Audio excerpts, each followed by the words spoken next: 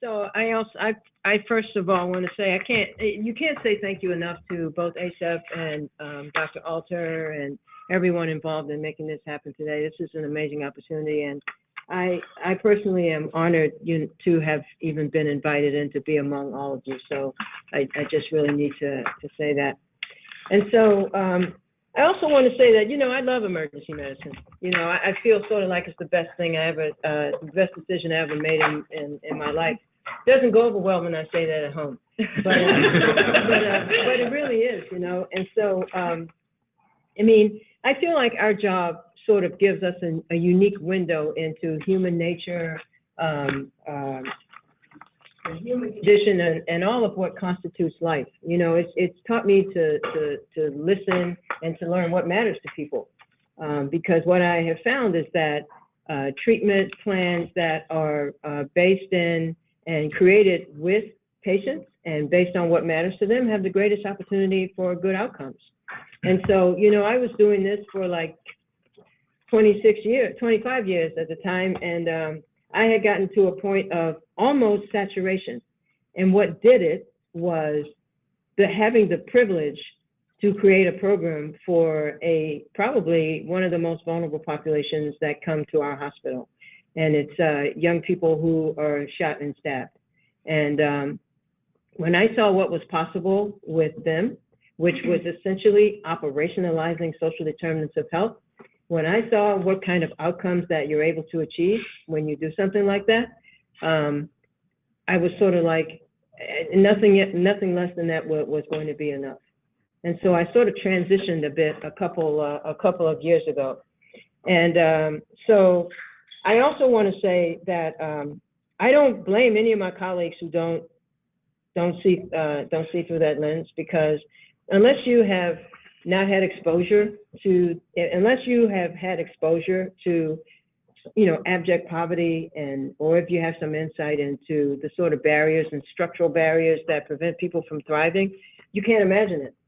And so, we can't help, people can't help but become cynical and that type thing. But for people like us in this room who know better, I think the charge for us is to push forward with it, and particularly with our residents and training and medical students. So I also want to say that I am entering this space today as a person who kind of like has no choice in the matter. We're sitting in the room talking about what's possible and what isn't possible and that type thing. But, the horse is out of the barn at my hospital. We, in about 3 months, will be a Medicaid ACO. And, we will be going from fee-for-service for about half of our patient population to an accountable value-based model. And so that person who comes in your ER 60 times a year, no exaggeration, with the same thing out of control that didn't matter before because you could always bill for it, now you will be taking on quite a risk, because it's going to be, you're going to get a set amount of money to take care of that person. And so, I give the hospital credit, it's like stepped out and said, okay, let's go for this. I think we can do this. And full disclosure, the hospital is a little bit like, wherever that place was where Harry Potter lived. I don't know what it is, but like, yeah, it really is, it's truly mission driven. I mean, you walk around, you can ask anybody who's working there, from somebody who's a transporter to cardiothoracic surgeon, they will tell you, that they're there for the mission. I sort of feel like it's subjective on some level, because, it's mainly based in, because they're helping vulnerable people. They're there to help those people. But what I have asked people, well, what really is mission? Is it, filling gaps, or is it eliminating gaps? I mean, when you fill a gap, you're basically trying to prevent the wheels from falling off the bus so that people can maintain the course they're on until the wheels fall off again. And then you have to do it again. But what about if you change the entire course of that person's life, where they never looked back, and you took them out of that cycle? When a person comes in with, food insecurity, we have a food pantry. We can give them a voucher, for 6 months. But I have been pushing people to say, well, when we give them the first voucher, why not connect them with a workforce development specialist who is connected to partners we have in the community who can put them in a job training program with a job at the end, not just a certificate. So we're sort of like pushing it to the next level. And so we sort of did this, I knew this was gonna happen. We sort of did what, I'm saying just what everybody else is saying. The way we got to this was the fact that the United States spends more money in healthcare than any other country, but the other slide shows the outcomes are really, really poor. And by the way, Massachusetts spends more money in healthcare than any state, okay, in the nation. And so, you know, we don't do any better either. And then if you look at mass health in Massachusetts, it's going up and up and up and up. It's almost 40% of the state budget. And so what the state has asked a bunch of people to do, and giving them the opportunity to sign up to be accountable care organizations, they want to decrease that that cost curve over time, over the next 5 years, and to see, you know, what happens. And they want to do it specifically, it's relatively prescriptive, by addressing social determinants of health. And so we're like on our way. We are planning all these various, you know, different work teams that are working on various different things. So for example, we are running like pilot screeners right now in EPIC, in general internal medicine, in primary and family medicine and pediatrics, and sort of like behind closed doors, I'm sort of doing it or trying to get it done in specialty clinics, because they have had a lot of you know, horrible outcomes, you know, when people they've done joint surgery on people who had bad outcomes because nobody checked in the beginning to see if they were appropriate candidates for joint surgery. Like, did they have somewhere to go to afterwards? Did they have people to take care of them? Did they have food to eat that they would need to heal, and that type thing? And so we are building these screeners. We're building care teams. Some of them are already there, but we're enhancing it. For example, we are building a new workforce onto those care teams that we're calling community wellness advocates. And they will be a part of those teams. They will meet people in the hospital, but they follow them and do most of their work outside the hospital, connecting people to things that they need to, as I keep saying, change the course. Change the course, not just keep them stable, but change the course. So we're connected to a lot of community-based partners outside the hospital to do that. We're also, well, I'll get to that. I'll go to that in a second. So anyway, that's kind of like how we're getting ready for all of this. The other thing I wanted to say is, in terms of what the hospital has, we have like 42 internal programs already. We've already had that. You know, we have an immigration task force. We have a center for transgender medicine and surgery. We have a center for addiction recovery. And it's like a menu. You know, that's what I mean about this place being like this. It's like a menu. It's like Dr. Bernstein started the first addiction recovery center at BMC, and it was an outpatient center. But now, you know, we have inpatient consult service. If you're a person in OB, we have something there. We have something for adolescent medicine. They have it sort of like covered everywhere. And guess what? No offense to the otolaryngologist position there, but there's actually even a group called Socially Responsible Surgeons. Imagine that. So really, and they're really serious about it. And so I guess what I wanna just imply here. Let me just go just a little bit more. These are all the other hospitals in Boston, and as you can see, you know what our risk is in this new space going forward. You can see what percentage of our patients are on Medicaid versus commercial insurance. So it's a really bold move for the hospital, and you can also see this right here. I'm just going to be really, really transparent with that. So you know what I kind of feel like.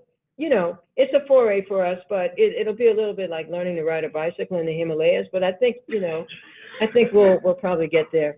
And so it also is like looking at things like this, educating students, educating residents, educating attendings. You know, people look at a slide like this, and you look at the demographics, you can put anything at the top and it's going to fall out just like that.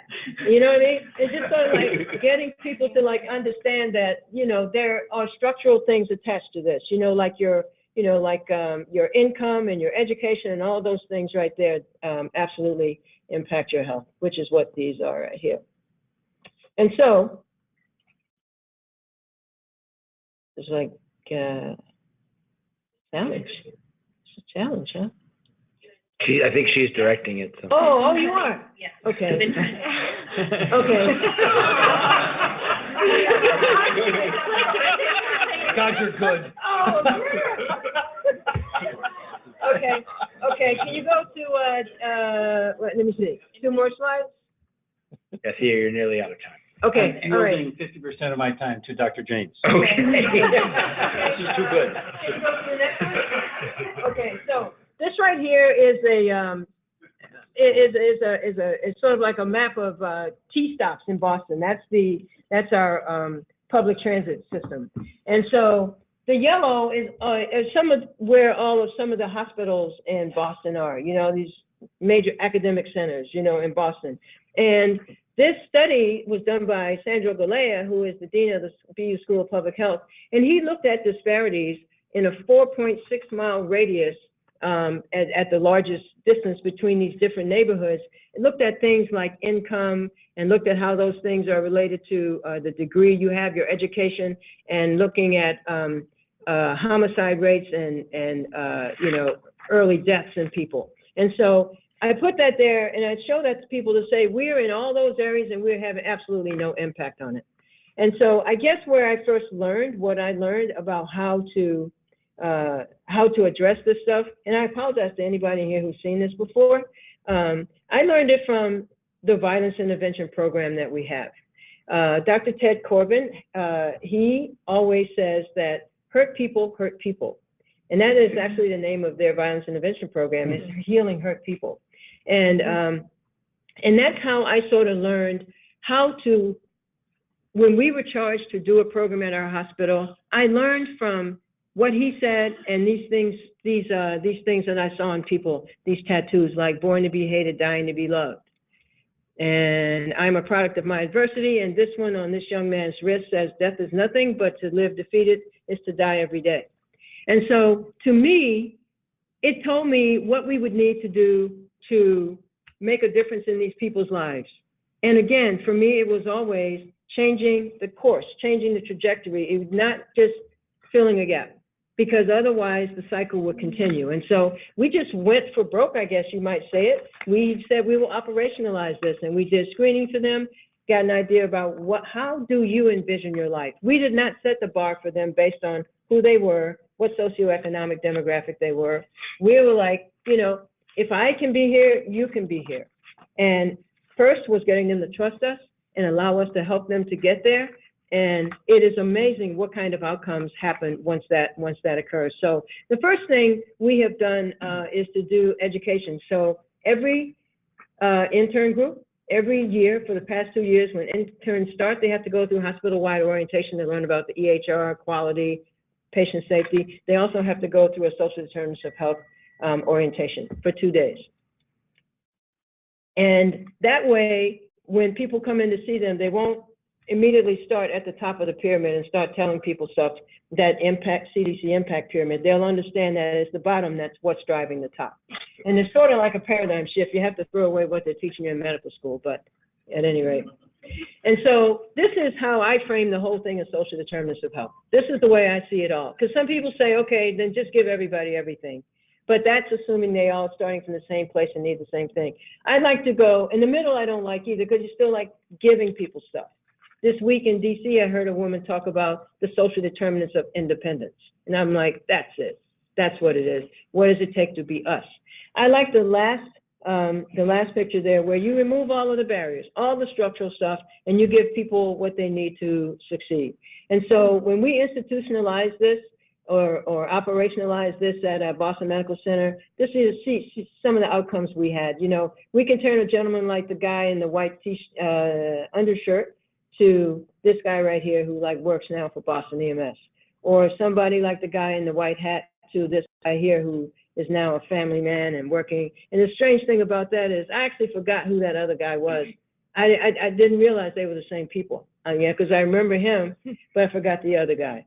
And then this guy right here, who most people, you know, who work in urban EDs, he would be the quintessential, if not the poster person, I would say, of the sort of narratives we create in our head about people who come in with gunshot wounds. And all I can tell you is he went from whoever that person is we create in our mind to like now having nothing to a GED, to a college degree, going off getting another job, and then inviting me last year to his graduation for his MBA. And 2 weeks ago, he called me when I was on vacation to tell me that first I didn't answer the phone the first day, but the second day he called again. He says, I bought a 3-family house, and I wanted you to know that. And we have 2 tenants who are longtime tenants. So I'm just saying, I believe in this, you know, fully, and I believe that, you know, we can do this, but you just have to imagine what's possible. We can't make assumptions. We can't set bars for people unless we set them as high as we set for ourselves. And just one last thing, and I swear I'll be done because it's a major part of the paper. So I talk about changing the course, but I also feel like, you know, when you change the course, you're dealing with what comes into your doors. You're already working downstream. There are some opportunities now to work upstream. And we've had, even our hospital that has all this mission-based stuff going on, it is difficult to get them to shift in that direction. So some upstream opportunities are becoming like in a health anchor institution where you invest. The way that you invest your money is you invest in opportunities to contribute to affordable housing and that type of thing. Places that have jobs, you know, that offer opportunities for jobs and green space and walkability and access to transit, those type things. And also hiring from the inside out and from the outside in and then inside up. And then finally in supply chain and procurement, you know, hiring local vendors and people like that from outside to be the people you get your supplies and things from. So that's it. Thank you for your.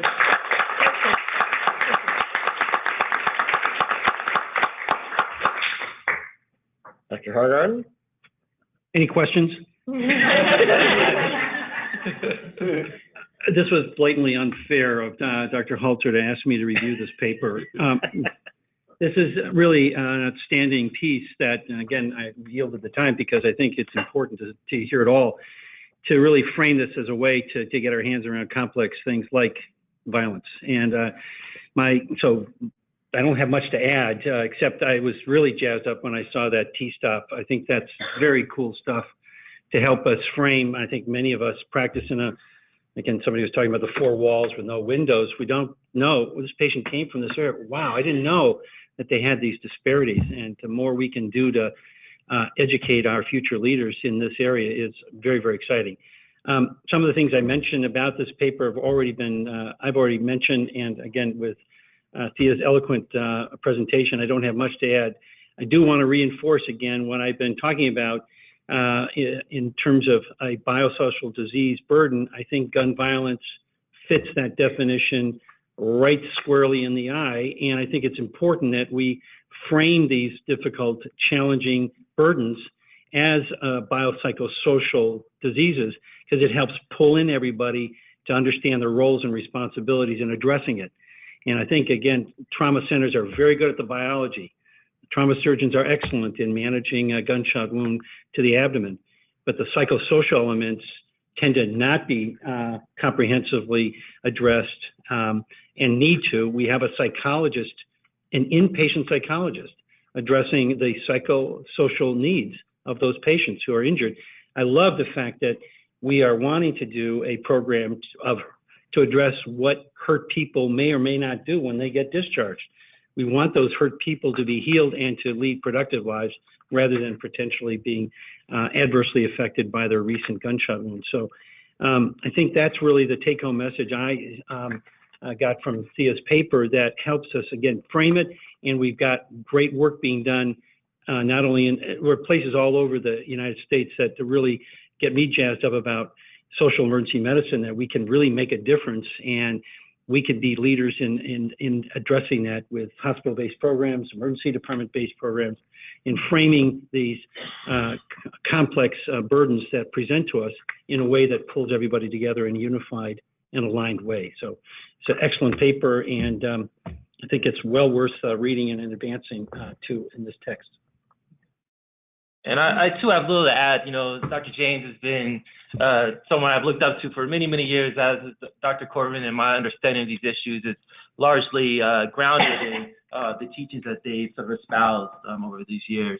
You know, I think one thing that we could potentially do is advocate for our institutions to become trauma-informed institutions as a whole. And so what that is that institutions have an awareness of what trauma is, how it manifests, what causes it, and then takes proactive steps to create policies and procedures to try to address that, and then to also be proactive about not re-traumatizing people, right? So it creates essentially a sanctuary, so to speak, for both patients and people who work within that healthcare system. And I think that it's a good model because it allows you to have interventions at multiple levels, right? And so in terms of employment, if you are trauma informed, you understand that a lot of people from your community might have drug offenses or might have, you know, criminal backgrounds. And so your employment sort of perspective might be a little bit different, and you're going to use a different lens to which you look at those patients, those potential community members who might be applying for employment in your hospital. In addition, it sort of helps to address not only the direct trauma that these patients experience or historically have been experiencing, but it also helps to mitigate some of the re-traumatization that we as providers have, right? We all carry our own traumas.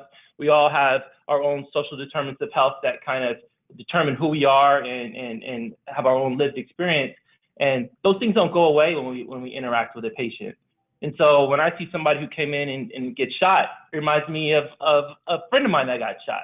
All right, and those things you can't sort of tear yourself apart from. And so recognizing those sort of re-traumatizations and recognizing that a lot of the people who work in our hospitals live in those communities. These patients that we're treating are their brothers, their sisters, their cousins, their neighbors. You know, about a month ago, one of our emergency care techs, her daughter got murdered. Right, so these things are like real, and hospitals need to be aware of ways to both treat the patients, but also to create systems of care that help people who are working with these people to better understand how they're presenting, why they're presenting the way that they are, and to create better and more empathetic treatment sort of plans. So I think it's one tangible thing that we can potentially take away to our institutions to hopefully improve the care and improve the environment that we work in. I want to step back a little bit and just reinforce again the three elements that Thea made in her paper about education of caregivers. I think you mentioned that in your slides. And I want to just talk about research and policies. And I think that we can and should advance sciences as we're advancing social emergency medicine. And I'm struck by the fact that there's now social epidemiology. It's kind of interesting how many epidemiologies you have. You got forensic epidemiology, analytic epidemiology. They were first. And it's so interesting. And I asked Lauren to put up this graph, which I found absolutely fascinating for us to be learning what's going on in other countries and what we can do here in the United States. So the top graph is the age distribution of perpetrators for homicides in Chicago. And the lower graph, which is virtually identical, is the age of the perpetrators of homicides in England and Wales. On the vertical axis is the death rates. 30 times greater in Chicago. And this book on social epidemiology never mentions once what the obvious difference is between Chicago bad guys of age 19 or those challenged individuals and 18-year-olds in England and Wales. And I find it fascinating that never mention once about the thorny issue of the agent of this disease, kinetic energy from a bullet.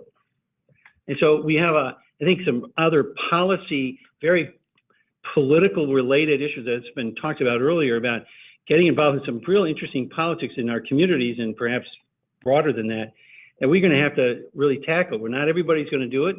I think that's important to recognize, but the research needs to be done and the policies need to be informed by that research to help us address these disparities that are really part and parcel of advancing the science of social epidemiology. And we start to make some real tough decisions and really start to tackle some thorny issues.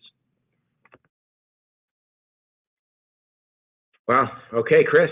So in the interest of breaking down silos, kind of like between emergency medicine and public health, the ACS Committee on Trauma certifies half the trauma centers in this country. I imagine that body would be interested in trauma-informed care. Are there any? They're connected. They're connected. Yeah. So what I failed to say is, because I was just trying to get through everything, but we do have a national network of hospital-based violence intervention programs, and two of our members are members of that body, and I think one of them is an officer in it, right, Ted? And then so one of the things I had in the paper around policy was establishing violence intervention programs in hospitals as a requirement to receive level one accreditation. So they're on top of that for sure. They're required to do injury prevention as level 1 and level 2. In fact, all trauma centers are supposed to do that. It's just that it's not very well done. It's not very thought out. Chris, at that ABA-AMA meeting in Chicago on guns, there was somebody from ACS. Yeah, so I know that ACS is very involved in, very interested in bringing out evidence-based policies or practices that they can link to the accreditation process trauma centers. Yeah, but the national network very strongly, to my understanding, and as an outsider, emphasizes the importance of trauma-informed care, and they're tied in with, I can't remember the name of that woman's. Dead Cools, probably. Yeah. Jocelyn? Derek was next. Derek's next, okay. Sorry, Derek Ashon, Johns Hopkins. I think one kind of piece of, one topic that was brought up briefly, but I think should be emphasized, I was talking to Anne about this, is implicit bias versus explicit bias. I think that graph in itself really emphasizes that for those of us that aren't aware. So implicit bias are those things, exposures that we've had in our lifetimes that implicitly or without us recognizing impact how we treat and manage patients. And so when we're looking at trauma and when we're looking at how we are thinking about our patients, I think we really need to focus on the fact that as medical providers, that is not any form of conversation, and it should be one of the foremost, especially when we're dealing with trauma, because I know from all of the nursing staff, when they see a previous thoracotomy scar or chest tube scar, the level of concern drops. Completely drops, and that is unfortunate and really, more importantly, deadly, because we're saying for that repeat visit within the next 5 years, there's a 20% chance that that patient will die. And so I think it's very important that we don't lose sight of that. And I think this is incredibly telling. I think this should be a T-shirt, right? I'm willing to wear, right? Because I think as a nation, right? I'm a black male. I see that. I know that. When we look at this, we think, oh, this is a name, whatever your political stance, this is a black male issue. And I think we are forgetting that it is more than that. And I think this is a good job of doing it. Before we go into the line, can I just ask one of the people expert in this to disaggregate for us and to inform the group of how we distinguish trauma as in trauma team, trauma center, from trauma as in trauma-informed care. That was my statement next. But oh, do you want to do that for us? I don't know if I'm the expert. I won't say that, but I was going to actually talk to that exactly. Yeah, I think it would be useful just for here, just to get. I'm happy to at least start the conversation. I get crazy about all this stuff. So a trauma center, from the standpoint of taking care of injured patients, in my mind, is basically the place to come if you're involved in a kinetic energy outbreak, car crash, bullet, fall from height. They take care of injured patients from an acute kinetic energy exposure. Then you have a thermal injury, burn center. You have a poison center, you have an acute chemical injury. So that's a trauma center. But obviously trauma-informed care is a very different but a very important element of what's happening now in the care of patients who are injured and others. So is that But let me, helpful? trauma-informed care, we're not just talking about physical trauma. I'm talking about trauma of living in poverty, trauma of seeing your mom and dad shot. So you may be in the ER and not injured from anything, but just from what you've experienced for the last 25 years of your life, you are traumatized. And so therefore, how can we as a system, whether it's in the schools, we could talk about restorative practices, I don't want to get us too into the public health weeds, but as a system, like a system where people are touching us wherever we may be outside of health systems, how can we think about how we engage with people so that we understand they're coming from a traumatic experience, non-physical? And it's, again, to further that, there's a recent essay by an emergency physician who characterizes the family and the community as their next set of patients that they're wanting to and have deliver trauma-informed care. Okay, I just wanted to get that off the table, and then we'll go to Jocelyn and then Kelly. And am I missing anybody? Maria, okay. And follow up to what Derek said about, I have an example about 5, maybe longer than that, 7 years ago, we had an unfortunate incident where 4 police officers in Oakland were shot, and several of them died. One went to the ICU, and we had an outpouring of response from our emergency department nurses and ancillary staff to have fundraisers. We started wearing ribbons, and I had a hard conversation with the charge nurse, not to minimize the service of our servicemen, but I shared with her, as a Black woman, every time I see these Black and brown boys come in shot every day, not once have we addressed their death the way we responded when these officers were shot. So the micro trauma that you were talking about, and someone mentioned wellness, and how are we supporting our providers who see these young men shot every day and have unconscious bias? You said implicit, and I was thinking there's some unconscious bias here because you see them as the bad guy, and I see them as the victim of their circumstance most of the time. So how do we inform them so they also see them as the victim? Thereafter, about 2 to 3 years ago, for the first time, when one young man died who looked just like my son, and he was 14, a year older than my oldest son, I asked for a moment of silence and for the social worker to tell us this boy's name and his age. And about 10 people approached us after to say, gosh, I never thought about that. That was really humane, and it made me recognize there's small things we can do in the trauma-informed care process to educate and humanize the patients that we see. So now we're hoping to establish a death policy and how we respond to death in the emergency department that we're working through with all our patients, not just the trauma patients, but I'm hoping another example of something practical that we can do with this process. I hate to interrupt, but just to piggyback on that in terms of trauma-informed care. So something very, very similar happened after the Boston Marathon happened in 2013. And so when kids, when people are traumatized, sometimes they can become withdrawn, they can become depressed, they can not want to participate in their care or whatever. And a lot of our kids are like that. They're hiding under the sheet. They don't want to do physical therapy. And they are seen as uncooperative and just because they're stigmatized by the nature of the injury. When patients who were behaving that way after the Boston Marathon came in, actually behaving much worse, like swearing at people and stuff on the wards, they understood that as, a manifestation of trauma, but they didn't see our kids like that. So we actually had a forum. We called a forum together because we thought it was a good opportunity to teach people about trauma-informed care. Kelly? This wasn't my original point, but I completely agree. And I think that this group should be talking about unconscious bias. I mean, some of this is conscious bias and frankly, racism, including structural racism. And I think that should be part of our scope.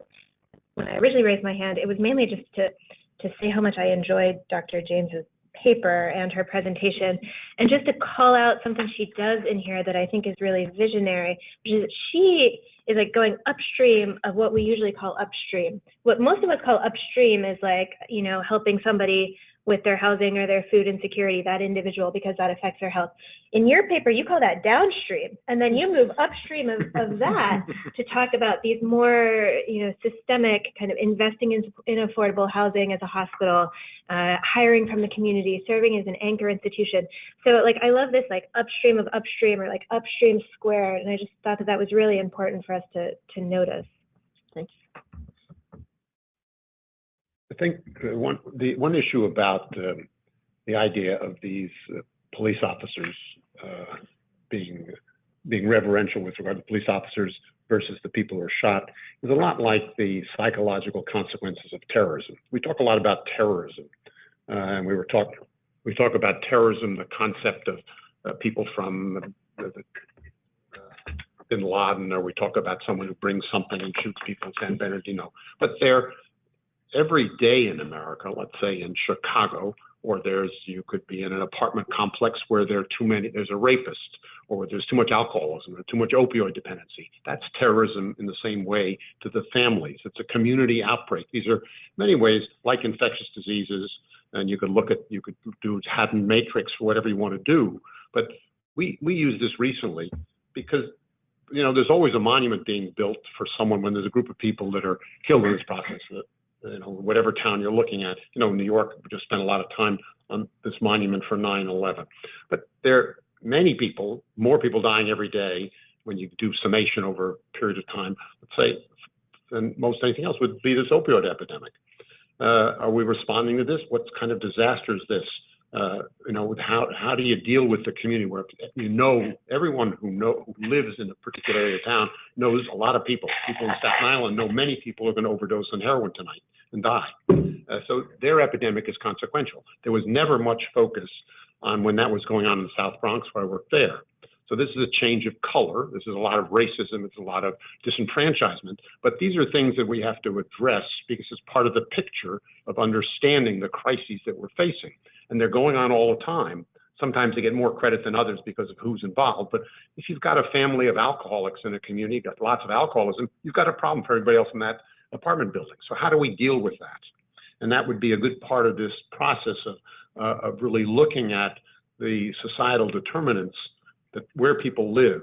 And that's everybody's using, whether it's looking at a guy who works with us, with Kelly, and others. There's a guy named Dave Lee who's looking at geospatial characteristics. We did it for Sandy, done it for a host of other things. Where are you going to find diabetics who are in trouble? Those are not in trouble. Where are you going to find homeless people who are in trouble? The elderly who are in trouble and are going to present during a disaster. So I think we can expand this, and that's certainly the big data helps us think much more clearly about this and more rationally about, my conversation started about who are you going to build monuments for, who are you going to have a moment of silence for.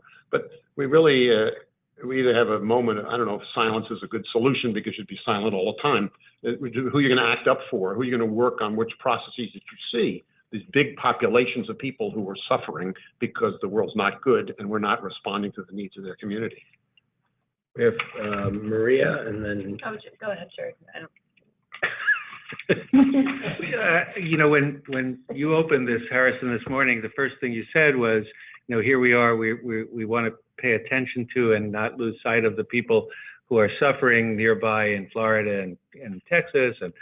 And I was delighted to hear you then add, and by the way, there's also an earthquake in Mexico and something going on in Bangladesh. And that's the exact same thing that you're talking about right now, which is, do we distinguish between those whom we empathize with and those who are others who are just sort of a side note, and either we don't empathize with them or we actually blame them for their own problem? And I think in the larger world, in our larger political world today, our current government reflects this tension between, on the one hand, the Black Lives Matter movement, saying that when a Black youth is shot every day, frequently by police, and we as a community either don't pay attention to it or blame the victim, and a response to that, and that in turn has engendered a response that is now acceptable in our community, in our highest offices, saying we not only shouldn't care about that, but we reject the notion that Black Lives Matter. We reject we venerate the police officer who was shot, but we forget about, or worse than forget about, blame the people who come into our ERs who are shot. We don't care about if they have a previous scar. This is something that we don't talk about, and it's really important for us to talk about it. I'm glad that it came up, because that I'm always troubled by the parade that goes for the police officer. It's not because the police officer wasn't a human being, and maybe that was a really good police officer who shouldn't have been shot, but it reflects these terrible biases in our community, and that I think we have a responsibility to address, because they do reflect unconscious and conscious biases. And if we don't speak, who will? Okay, hang on. Are you not wanting to make your point? Because No, then we have the microphone, and then we I'll have just three along quickly here. say, I'm glad that you brought up the idea of trauma-informed care, because it just brought to mind a story of when I was at Bellevue, and one of the patients that we worked with in our program for frequent utilizers that was chronically homeless, and it turned out he had started drinking because he had hit someone he was driving and he hit a young child and they died, and that's when he started drinking. It wasn't even a drunk driving accident, but it was so traumatic for him. And then it turned out he started drinking, became homeless, became chronically homeless. And then when he got into our program, he'd been making a bunch of emergency department visits, but then once we got him into better care, he had advanced lung cancer and didn't even want to really get treatment. And I realized almost to a one, our patients that were like the heavy utilizers or chronically homeless or, alcoholics, they almost all had a traumatic event, at least one, as a child or a young adult, or when kind of in formative years. And so it just makes me think of ACEs and getting into the whole, that's sort of like a thing that feels very like the pediatric side of things, they've kind of have possession of adverse childhood events. But I think it's really important for us to think about, because it actually really is a way that I think it humanizes people and helps us to understand. If we ask about it and understand, well, gosh, look at all the stuff that you've had happen to you. It's kind of unbelievable that you're even making it through the day, So I'm glad you brought that up. And I think I don't know how we implement that, if it's training emergency physicians, or, if you're not at a trauma center doing the kind of amazing program that you have, how do we give everyone that lens when it's not as obvious as doing it in a place where you have a program like that and trauma's coming in, right? I work in a place that's not a trauma center, but it's still so important. We're gonna go to the microphone, and then 1, 2, 3. Hi, everyone. I swore I wouldn't speak, but I just have to tell a story. So my background is law, restorative justice, and teaching high school, and I taught at Richmond High in West Contra Costa County for 2 years. And I just wanted to tell you a story about a former student of mine who I started work at the Levitt Center last January, and a former student wound up in the emergency department, shot in a drive-by shooting. And then he was at Highland for my first 3 weeks of work. So I was doing my job during the day, and then I'd go visit him at the end of each day. But I just want to tell you a little bit about Kevin, because I think in some of, and this was really prompted by my talk with Derek, who, by the way, has the best sound bites if anyone really wants to figure out how to message social emergency medicine. But Kevin was, as I said, shot in a drive-by, so he was not involved in a fight, argument, crime, nothing like that. It was a very random and senseless shooting, unfortunately. His experience in the ED, which I didn't understand either, Kevin, when we were talking about it as I visited him, he said, I felt everything when they went in to get to when they put a chest tube in. You guys are all familiar with this? I wasn't. I was like, how did you feel that? What do you mean you felt it? Didn't you have anesthesia? Didn't you have some painkiller? Kevin's like, no, I felt everything. So I would have talked to Harrison, but I think I saw Brad Frizzy first, who says hello, by the way, to another doc at Highland. Brad said, no, the trauma team comes in and sometimes the pain medication doesn't take effect right away. So Kevin didn't understand this. I didn't understand this. Kevin, for him, it felt like an insult and an affront, of course, because he's feeling what was happening to him. So he didn't understand, like, was he getting that treatment because he was Black? Was he not being cared for properly in the ED? And, this is at Highland, which is, a trauma center. I mean, all the really some of the best care in the country, so in the world. So we talked through that, and I understood a little bit more from Brad, like why that would happen, and talked to Kevin about it. But the other things I saw sitting at his bedside every day, I would sometimes wait for the, I guess it was the resident who would come in and do some of his care to translate, really, because I didn't understand what she was talking about either, but she would slow down long enough when I was there to explain things to me, because I got in her face, in a nice way, I swear, in a polite way, so that I could explain to Kevin. And if I have trouble understanding, and I have advanced degrees and all that stuff, I mean, that to me it's probably why my voice is shaking a little bit, because Kevin was so confused, and I was really confused. And the visits with him, and then trying to help him figure out what his care would be and his post-hospitalization care was so disturbing to me, in a place where people really care too, where the doctors and staff and nurses are, really do care. So just a story to keep in mind, that bias, like, oh my God, it filtered every bit of his experience at Highland. And then, he had me there, and all I do is represent, the most elite and that portion of society that, like, the whole thing, it was so clear and abject. But just to keep that story in your head of, there's so much that we outside the medical community don't understand, and having a patient be that confused about his care and thinking that some of it was done intentionally to him when it wasn't. But it was very confusing and unsettling. And he's okay. So, and he's recovered and on a great path right now. He also had multiple issues of, being homeless in middle school and dropping out of high school in 10th grade and being incarcerated, faking a heroin addiction so he wouldn't have to talk to social workers, things like that. I mean, there's a ton of, you have one young man who embodies sort of all these problems that you're talking about. Anyway, apologies for the long discussion. Okay. So, Dr. James, I loved reading your paper and hearing you speak. One of the things that I found most interesting was your discussion around taking advantage of the moment. I think you described where after the Boston Marathon, where there was an opportunity to sort of scale or teach some of the work that you've been doing. And it made me think a little bit about sort of getting very practical around sort of these windows that open. We've all talked, for those of us who are interested in, in policy, there's people talk about the Kingdom's windows, where the problem and the politics and the policies streams converge, and there are opportunities to make real change at these very short time frames. And we can never predict when those windows are open.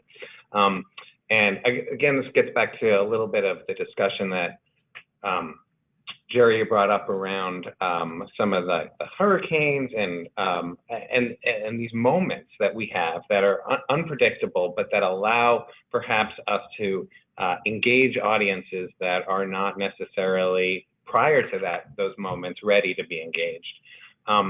And from a practical perspective, the work that may come out of this group will inevitably fall on many deaf ears, but these windows will open at different times. And if we think about being ready or designing our work to be ready to take advantage of those windows, whether it's on a national level, local level, I think we'll be able to, and be quick, design it in a way so that we can, because those windows are only open for short amounts of time for all three streams to get through. We'll be able to be a lot more effective. I don't know exactly how to operationalize that when we think about coming up with our sort of our output, but it should be, I think, part of how we think about it. Like a go pack, a policy go pack. A policy go pack, or yeah, exactly. A social emergency medicine policy go pack. Not restricted to those who are deserving. I wanted to just I think it's my turn. Yep. But I wanted to talk just briefly, going back to what was said earlier this morning about wrapping this into disparities, topic disparities. And really, we have to really be serious when we talk about diversity in medicine and diversity in emergency medicine, because it's not about people's positive intentions, but if you're not from the community and don't speak whether it's literally the language or whatever it may be, then it can be more difficult to actually interact with patients and do the best that we can. Again, it's not about anyone's intentions, but when we talk about the value of diversity, what it really means, I've had interactions with patients where, they come in and they're African American and their natural hair is falling out, and that's literally their reason for coming to the emergency department. And I, as an African American woman with natural hair, have literally sat down on the bed next to them and talked to them about how to take care of their natural hair because they didn't know how to, and it wasn't a rash, it wasn't, but that is the value. One of the values I bring to being a doctor in the ER when I work in inner city Detroit. I think we have to remember that it's not about intentions, but really emphasizing the importance of diversity in medicine. Can I just respond to that with regard to what ACEP has been doing? Just for 2 seconds. Just want to say ACEP has recognized that, and so we started last year with our first meeting last year of a diversity and inclusion task force, we had a summit, diversity and inclusion summit, and we now have a task force specifically focusing on that. It not only focuses on all emergency physicians, but it focuses in particular on leadership. And it also focuses on our conferences. So if you look at the speakers for our conferences now, you'll see that there's a lot more diversity. There's a very strong commitment on that. So we do recognize that, and I want everybody just to know that. I want to say I appreciate that as well. I know Asia Lifebridge, of course, but I appreciate that. I'm not saying we're not doing anything, but just emphasizing the importance of diversity in medicine overall. Hi. So Nate, and then Ed, and then, sorry, Ed. I know that the way this is set up, we presented these different papers as sort of distinct sort of issues, but I think it's important for us to recognize that a lot of these patients will have myriad of crossover with a bunch of these issues, right? The same trauma patient is going to have issues with substance abuse potentially. There's a lot of patients in Baltimore that we're seeing that are marginally housed, and they get shot and they've been living, they call them bandos, they live in abandoned townhomes, right? And so that sort of overlaps with the work that you all are doing. And so I think it's important for us to not look at these problems as like distinct problems with distinct solutions, but understand that it is going to take some comprehensive care coordination that kind of thinks through these issues with these patients, and actually, prompting physicians to actually think about this stuff because it's really important. So Ed and Hemmel, and then Steven. This Ed Bernstein from Boston Medical Center. This might be just trivial, and everybody understands this, but how individuals can change history, and everybody in this room has played this role. I find what was inspirational about Dr. James and my experience with her over these 28 years. I actually started in 1988. We had 3 gunshots and stab wounds a day. And so we had plenty of opportunity to make changes. Well, the best we could do at that time was to do surveillance and have a national, sort of work on a statewide weapons and injuries surveillance system and record all the data.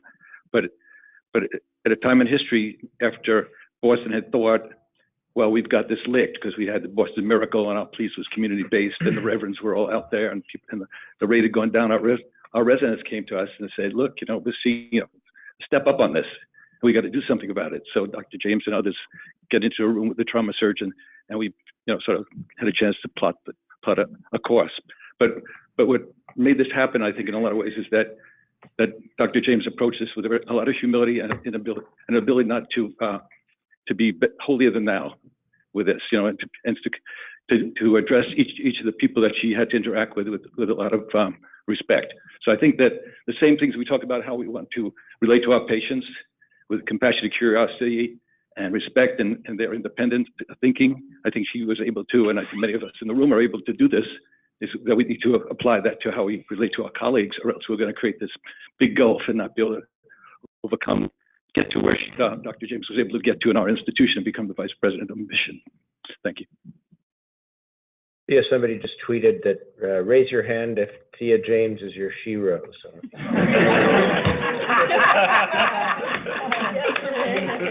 Thank you. That's sweet. You're sweet. Whose tweet is it? Liz's. Liz.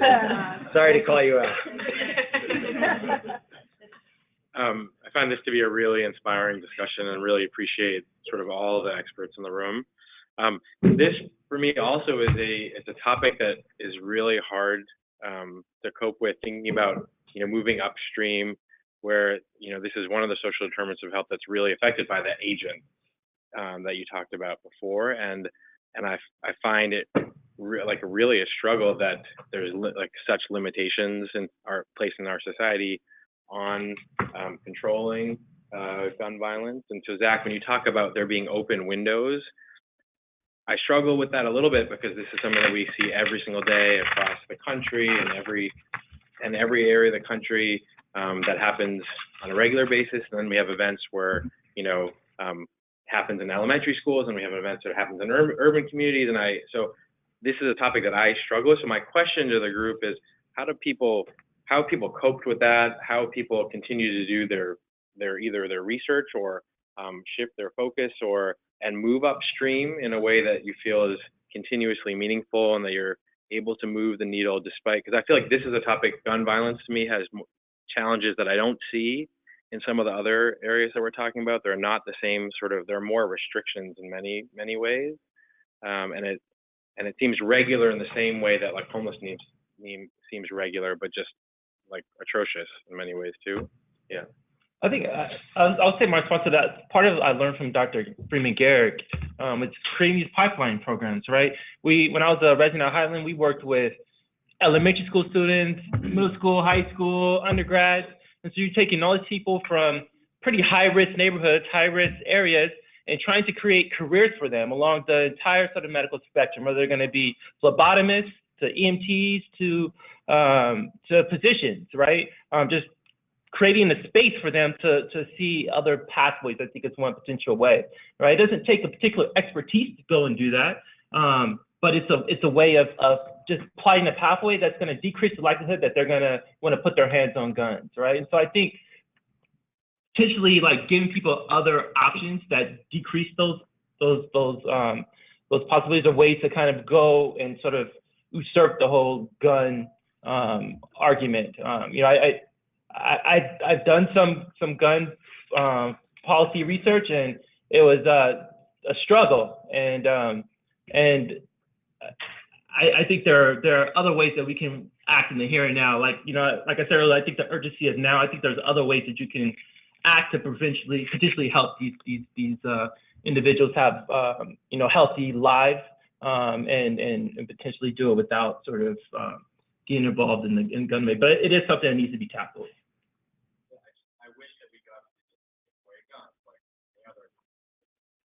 But to your point, again, in the public health world, it's early childhood education. It's making sure those little kids who may be shooting someone 20 years from now, their parents actually have substance use disorder treatment and have jobs. So again, I know it's kind of not now, but those really are the determinants that determine whether 20 years from now, that 2-year-old in front of you is going to be shooting someone or unfortunately shot and killed in our ER. Stephen, and then me, and then Stephen.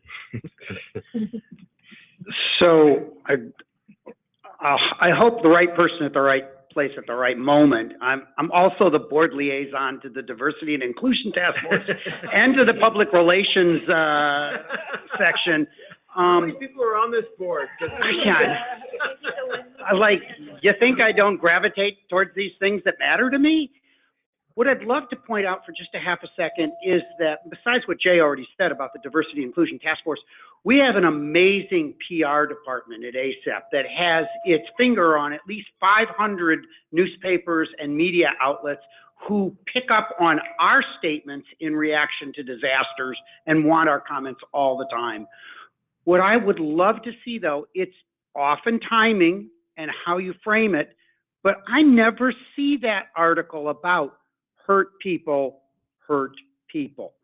Could we write that 4-paragraph article now and have it tucked in our file so that the next time one of these happens in Ferguson or Compton and somebody calls ACEP for a comment, boom, these are Thea's response is right there. Or Ted. Or Yeah, yes. you created it. Could we have that article right now? And it has to be four paragraphs. But oh my gosh, because that's the side I don't hear. I'm taking home that quote. Hurt people, hurt people. I'm going to remember that. You did it. So I got called out I'm going to talk to Bill Gates tomorrow. But now, can I call you out and ask for help with that writing? Fabulous, thank you. So I just wanted to make the point that, as so often happens in discussions of social determinants and social emergency medicine, oftentimes the final common pathway is jobs, meaning, being a functioning and contributing member of society. It means so much to people, and you can't get a job without training or education, and you can't know that that's what you need without early childhood nurturing, and you can't be positioned to step into education unless you're ready to read at first grade. And, it just keeps cascading down. And we've known this for generations. And I think one of the things that's so amazing, I know you're probably getting sick of this, but one of the things that's so amazing about this paper is that it ties that back in through the anchor institution concept, where we really have so much to offer our communities. I don't even think we know how much we have to offer to our communities. We haven't probed the extent of what we're able to achieve as a really respected and bedrock institution in our communities. We don't take advantage of it to the degree that we could. And again, this is something that EM, because our doors open at street level and because we are more permeable to social pressures and social forces than a lot of other departments in the hospital are, this is something that we can take the lead on, and to remind us how tied in it is to the experience of, I don't know how to differentiate the two kinds of trauma, but the shooting trauma, energy transfer trauma, is an important reminder, and you kind of packed it all into the paper. So good. Sorry. To respond to about staying on course with these vexing, challenging issues. I think we learned from other diseases like HIV. Remember, in the early 80s, HIV was a political disease. Still is, but it was largely politicized, ignored, and there's some really important efforts that made headway, and you see we've made some real dividends globally. I thought Sandy Hook was the game changer for gun violence. I really did. Many of us did. We attended a meeting at Johns Hopkins School of Public Health. We thought, okay, this is it. This is so vexing, so challenging, and so divisive in our country. But there were some incremental changes made on the state level. So to Zach's point about the window, there are windows, and maybe it's a small window, maybe it's a big window, but there are opportunities. So on the state levels, there are many different experiments going on that have advanced gun violence policies in the right direction. Some places like Missouri, pardon those who are from Missouri, go in the wrong direction. But I think we should be prepared at those moments, little or big. Again, to the comments we've made all along, we all play our varying roles and take advantage of something that just happened in the emergency department that goes, what's going on? And initiate a programmatic change that takes advantage of the fact that you've got a window of opportunity to affect change. We're doing that right now with a police shooting in Milwaukee. We're taking advantage of that. I should say it that way, but we're using that window to really affect change in the way the hospitals respond to patients' families and the inattention we've had to gunshot wound victims. That's one way. I think the other issue surrounding this vexing issue is the damn product and its design, and it's the way it's freely accessible to a 2-year-old and to a 25-year-old, and unauthorized access. So I'm excited about these things. So my point is, these things take on different spans of life, and car crash deaths is another example. We just, again, take advantage of the moment. You never know when that happens, and take advantage. So I'll just do a brief history of just one moment that I love to tell from my colleague, Tom Ofterheide. He was an expert in emergency care. He's on a plane, emergency, he responds, says, no, this patient doesn't need to be diverted. The plane doesn't need to be diverted, it's okay. Who's on the plane but the governor of the state of Wisconsin, Tommy Thompson? He's not going anywhere. We're at 35,000 feet. He stops literally at Thompson's seat and says, you know, we got to do something about defibrillators and their distribution. They get off the plane. Imagine taking advantage of this window, gets off the plane. Everybody's very happy with Tom Offerty because they didn't divert the plane. 2 weeks later, gets a thank you letter from Tommy Thompson saying, thank you so much for your leadership during this thing, and I'm going to look into the legislation that you suggested. And sure enough, 4 months later, he's at the signing ceremony on this legislation. So he took advantage of this moment that was perfectly placed. He had good access to the governor. We don't normally get access like that. But I think we all have our stories and opportunities to take advantage of the Meisel window of opportunity, because that's what we need to do depending on the circumstances, whether it be in our own ED, locally, state, nationally, if we have access to do it. So it's a great point that we're making about stay the course. These are not easy issues to tackle.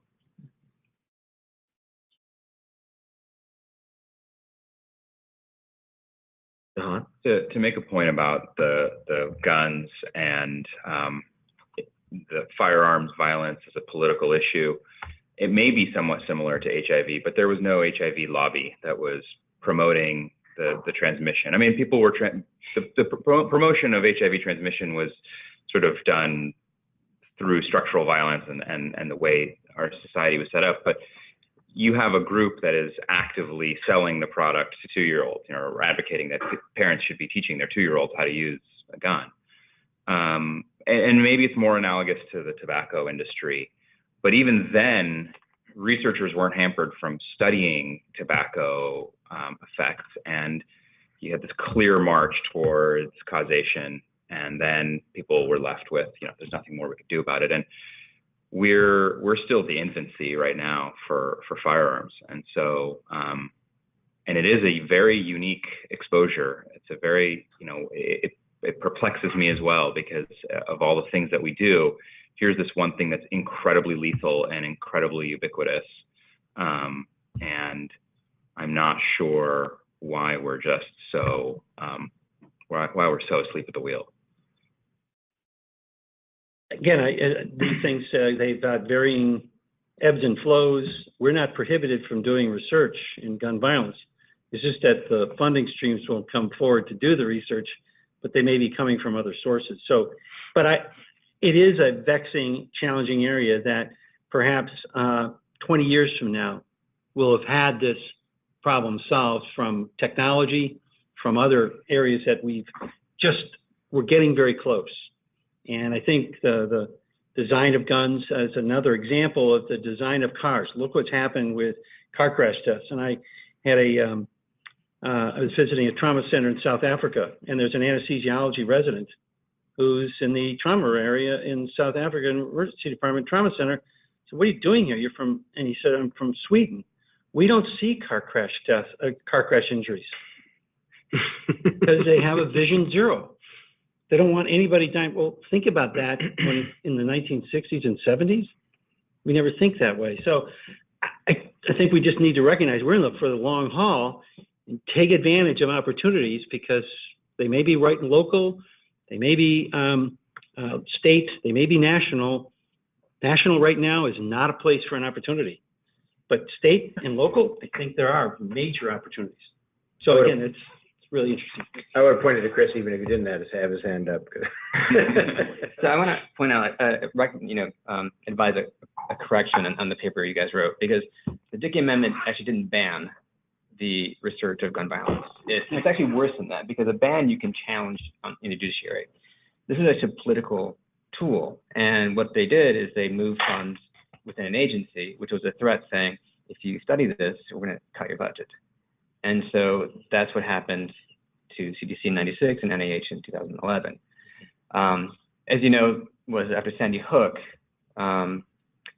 Obama issued an executive order saying, and it's been on the budget proposal for CDC every year since, this year probably not, where $10 million was to be spent on gun violence prevention, and the House never funded it. So I guess my point is, politics, the way they are, the funding for this research is going to have to come from the private sector. and we just need to move on from that. And sorry. Oh, we need to change the government. Well, I mean, yeah, that's really that's hard. That's very hard to do. Ooh, no. Dr. Kaplan. So just to let everybody know, the emergency medicine community is very split, about 50-50 actually, with regard to the issue of those who believe that firearm and gun violence is a major public health crisis, and those who believe that any effort to do anything about the current situation would abridge their amendment rights. I know this because as president of ACEP, I took some rather strong stances, and there was some fallout from that. I'll just put it that way. However, I'm very glad. Say more about that? Yeah. Yes. If you like, you want me to? Yeah, I'm happy to share it. So this is, I think this is important policy perspective for those of us who want to move policy initiatives forward in social EM. Sure. So just sort of in full disclosure, I have a niece who was one of the kids who was shot in 1998 in Springfield, Oregon. She survived. Her best friend was shot in the head and did not. So this is a topic that's been important to me for a long time. And as president of ACEP, one of the things that I felt that was important was to address the issue of gun violence. And so, among other things, I created a high emergency casualty, high threat, high casualty emergency care task force to look at what could we learn from mass casualty incidents that would allow us to better care for our patients and to try to prevent those from happening in the first place.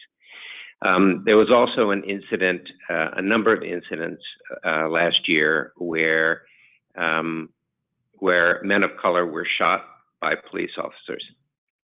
And ACEP initially did not make a statement with regard to that. The first time it happened. Then the second and third time that it happened, I felt that we needed to say something.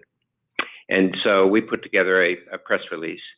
The wording, the titling of the press release did not come out exactly the way that I wrote it. It was altered without my knowledge, and it changed how people sort of took the press release. And I had people calling and asking for me to resign, and very upset that they thought that I was accusing the police of wrongdoing, and that how could I possibly, because the police are our police and the tactical EMS are our friends and our colleagues, and how could I possibly say something that might accuse them of bias? That was not my intent in the first place, to specifically accuse the police. My intent was to simply say, there is bias in our community, there is firearm violence in our community, and it's something that we as emergency physicians need to do something about. It was 2 or 3 or 4 of the most difficult weeks in my life that I've had recently in trying to lead an organization of 36,000 doctors. I had people saying, thank you so much for saying this. I had people wanting my head. And when the statement was retracted, I had people saying, okay, we're glad that you retracted it. I had other people saying, how dare you retracted it? And I retracted it for a number of reasons. I don't quite remember the exact reasons right now. I retracted it only because it didn't come out quite the way I meant for it to come out. The wording, the titling of the press release was changed by a staff person, and I didn't. And by the way, it was not just me, because the press release had been vetted by our executive committee, members of our executive committee, who also didn't notice it. So that's why I pulled it back. My wife said that it's something that needed to be said, and she was really glad that I said it. And I had a lot of people come up to me and say that. So if that's what you wanted me to share, it is a difficult topic. Firearm violence, it's a difficult topic in emergency medicine. I believe and will continue to state that it is a public health crisis. I got asked by Steny Hoyer to go and give a talk to congressional staffers of the Democratic congressman.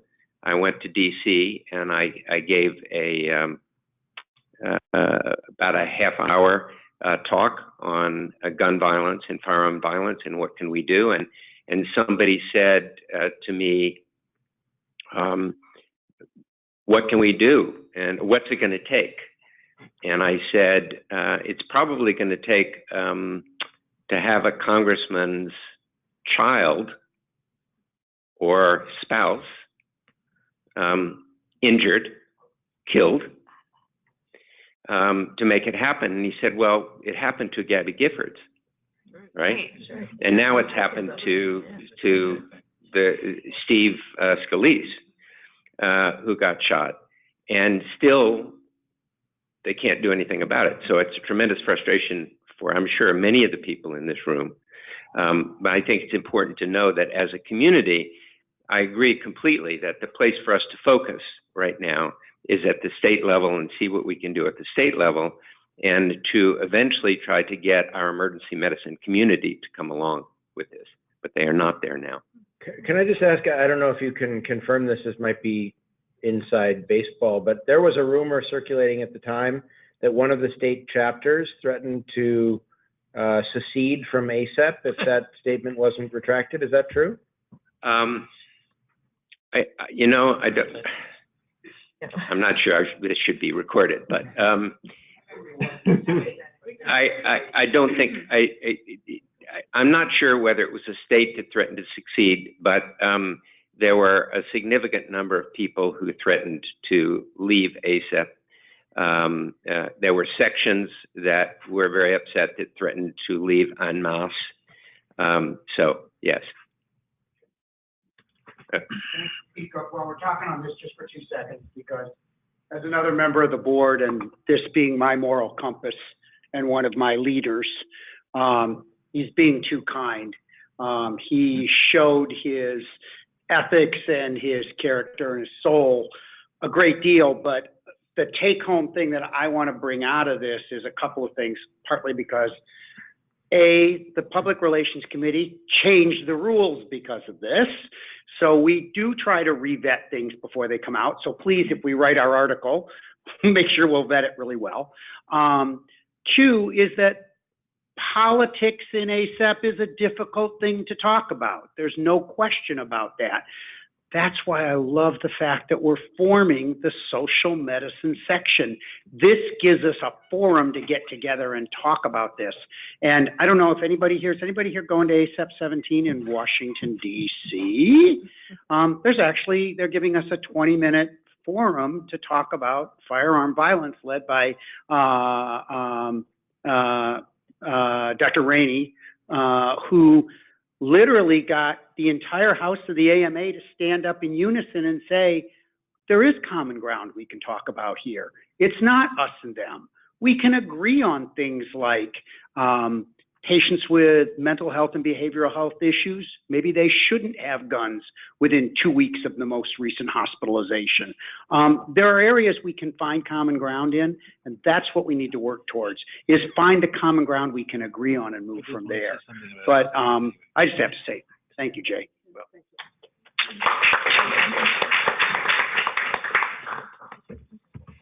Again, breaking my rule of silence. Let me just say, Jay and I share an experience, I think, maybe unique in this room, and that is having been the president of ACEP and representing all of you.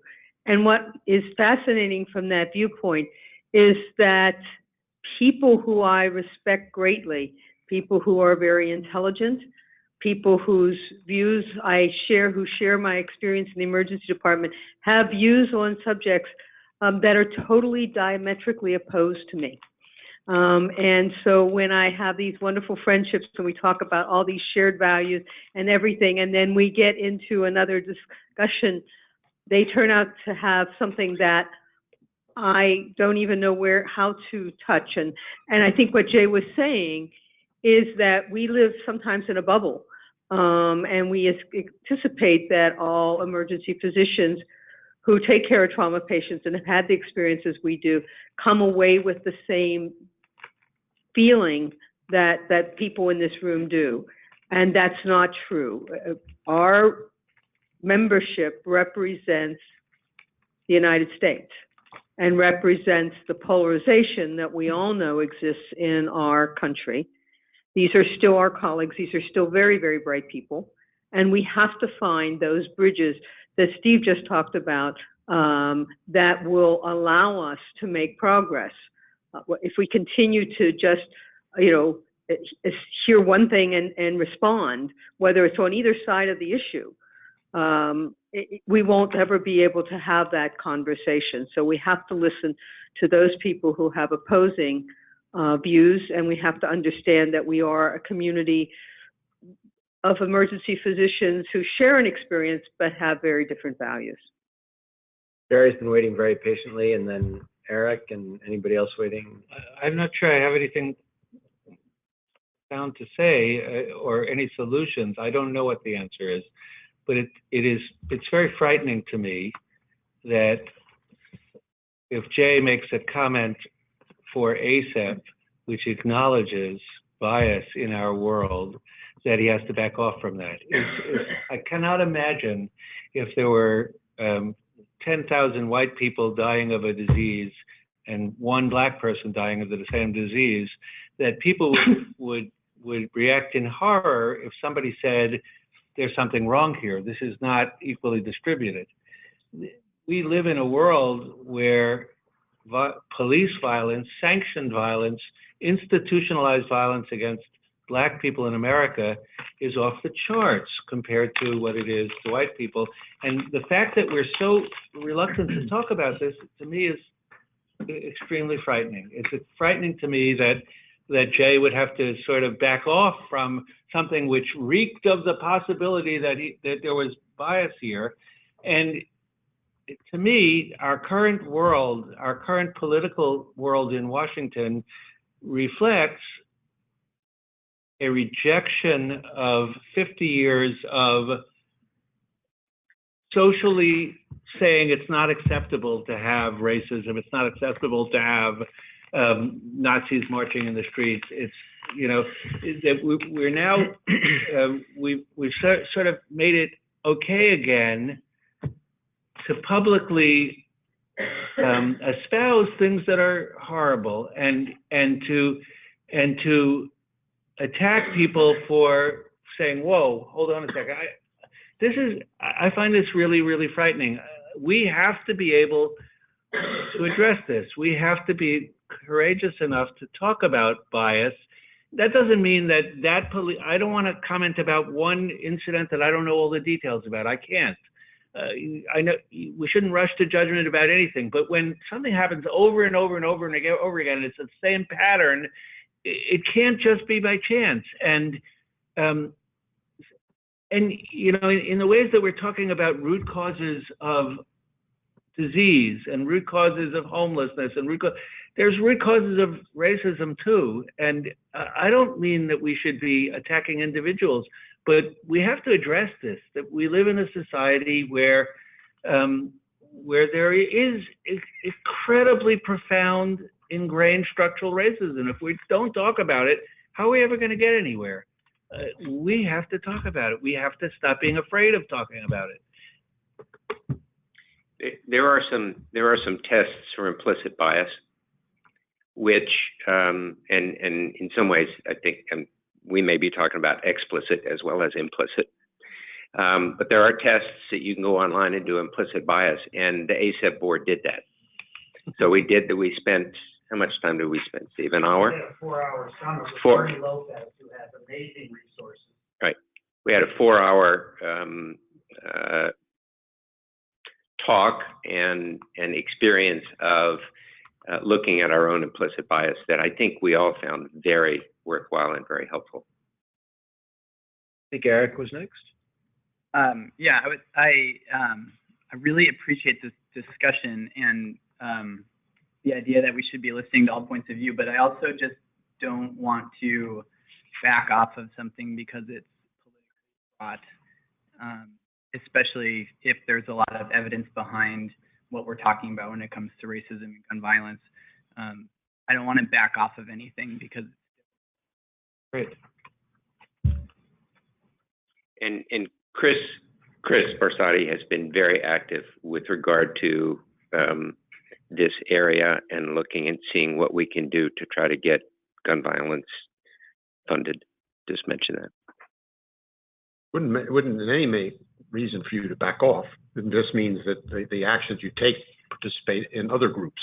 In other words, there's a benefit in this group, but if it's inadequate in critical issues, then you have to have another group. I mean, it's not just, you can't, you're a participant. You're not in any way bound to it. You have to act up. You can't tolerate things like this. And the tolerance of hate or racism or Nazis is unacceptable, and there shouldn't be any compromise. And the people who use guns to do harm have to be controlled in some fashion. It can be all right to think about all these issues and how to go way upstream to see what happened to their parents and other people and why they like their guns, but you can't tolerate it. The more guns you have, the more violence you have. In New York City, our residents don't know how to take care of gunshots because there aren't enough gunshots, fortunately, for anybody to see very many. A couple of hospitals here. It's a big difference. There are a countable number of problems. So you can control this problem. And so it's not something you should have to see people be shot day in and day out in the emergency department. But I guess what I say is there are ways to go about it in discussing the issues that are separate from the politics. Unfortunately, there's this bias that when speaking of gun violence, that automatically goes to the Second Amendment and gun rights. And if we just focus on the interests, everybody gets safety. Everybody understands that people who are dangerous with dangerous behaviors shouldn't have access to firearms. And when we have to manage those patients in the emergency department on welfare checks, everybody gets it. Like, they don't want dangerous people in their community having access to firearms. They want us to de-escalate the crisis. And having talked to a lot of different people about firearms, I've actually never had to go down the policy route, because if we focus on a public health approach, which does not yet exist for this problem, there isn't conflict. So there are ways to broach the subject without becoming partisan. And I challenge us to explore those opportunities and reframe topics that are safe. There's an example. One of my colleagues in Vermont, just in February, there was a woman who came in who was drunkicidal. And in Vermont, we have 2 gun laws, maybe. And about 40, 50% firearm ownership. In my neighbors, 80% have firearms. I have firearms. I hunt. I have a farm. And so it's part of the culture of growing up that guns are there, and it's a tool, and it's really useful. And when people who are law-abiding think about firearms, they think about it like a chainsaw or a hoe. They don't see the violence that we see, and they don't live in Roxbury, Boston area. They don't live in Chicago, so they don't recognize the problem that we are seeing and other people can empathize with. And so there isn't much appetite for talking about gun policy in state. In this instance, a woman who was drunk and dealing with mental health issues came to the emergency department. She had a firearm, and they took the firearm off of her, and she was observed. She sobered up. She was seen by a crisis worker, and they determined she wasn't in need of hospitalization, and she was going to be discharged. Said, "I want my gun back," and they had to give her gun back. And as a result of that, I forget what his position is in the hospital. He's from Texas. He is working to initiate legislation to make it a law that you can't have a firearm in a hospital in Vermont. And so this is all focused on, okay, obviously people who have these problems, when there's safety issues, we need to control that. So you have to focus on the issues, the interests, and avoid the positions, and things will move without that much difficulty. Yeah, the thing is, I agree with that. And I think the issue that Jay was talking about is one that is like an issue with the idea that some of the things that ACEP does and stands for as an organization. So if you give to NEMPAC, for example, the PAC, which like I'm a board member in California and I'm like essentially required to, well, I did it.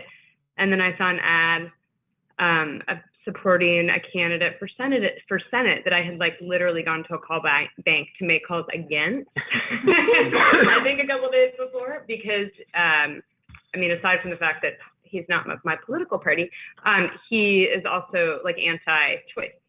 And ACEP was promoting him because he happened to be an emergency physician. And I couldn't believe it. I was so insanely frustrated. I wrote an email and I talked to a couple people about it. And at the end of the day, the message is he supports emergency medicine. So does like the liberal guy in LA who's like anti-gun violence. So do you not want us to give to him because half of our college doesn't support, doesn't support any prohibitions on Second Amendment rights.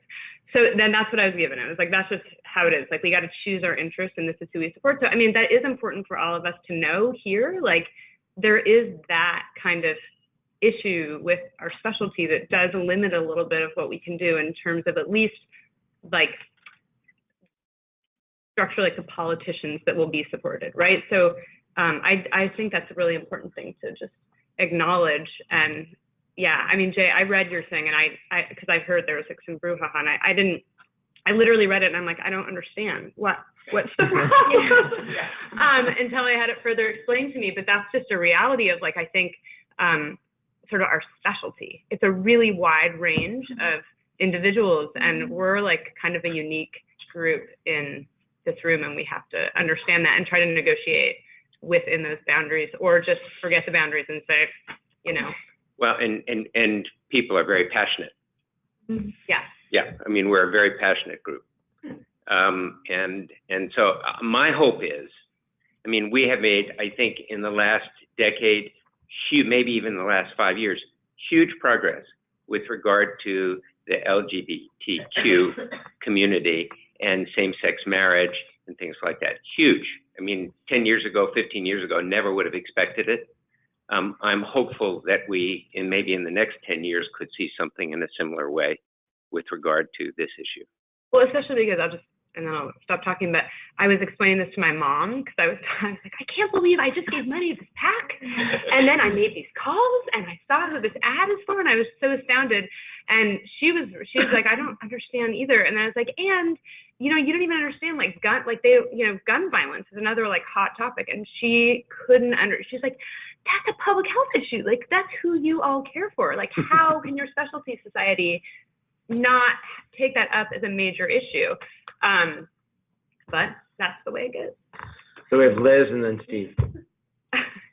So my name is Liz Samuels. I am a second-year clinician scholar fellow at Yale. Thank you very much for having us. So I wanted to say a few things. Number one, I was actually very happy when I saw your statement. I tweeted it. I was really quite excited about it. And I was sad to, see it came down and hear that all of the pressure you were under. It does seem that we're kind of conflating two things though. We're like talking about gun policy and gun violence, and we're talking about structural racism, which often have overlap.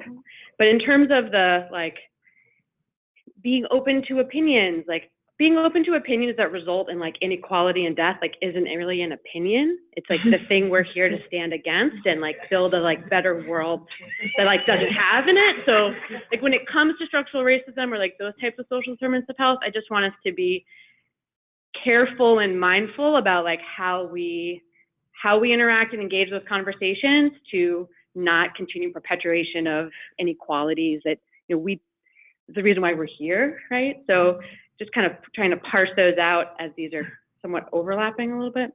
It's like global warming. It's not something you have to believe in. You don't believe in, it was an Ewan, you don't believe in cardiology, right?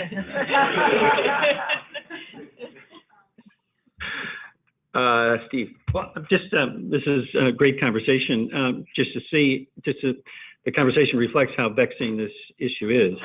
And vexing for membership organizations.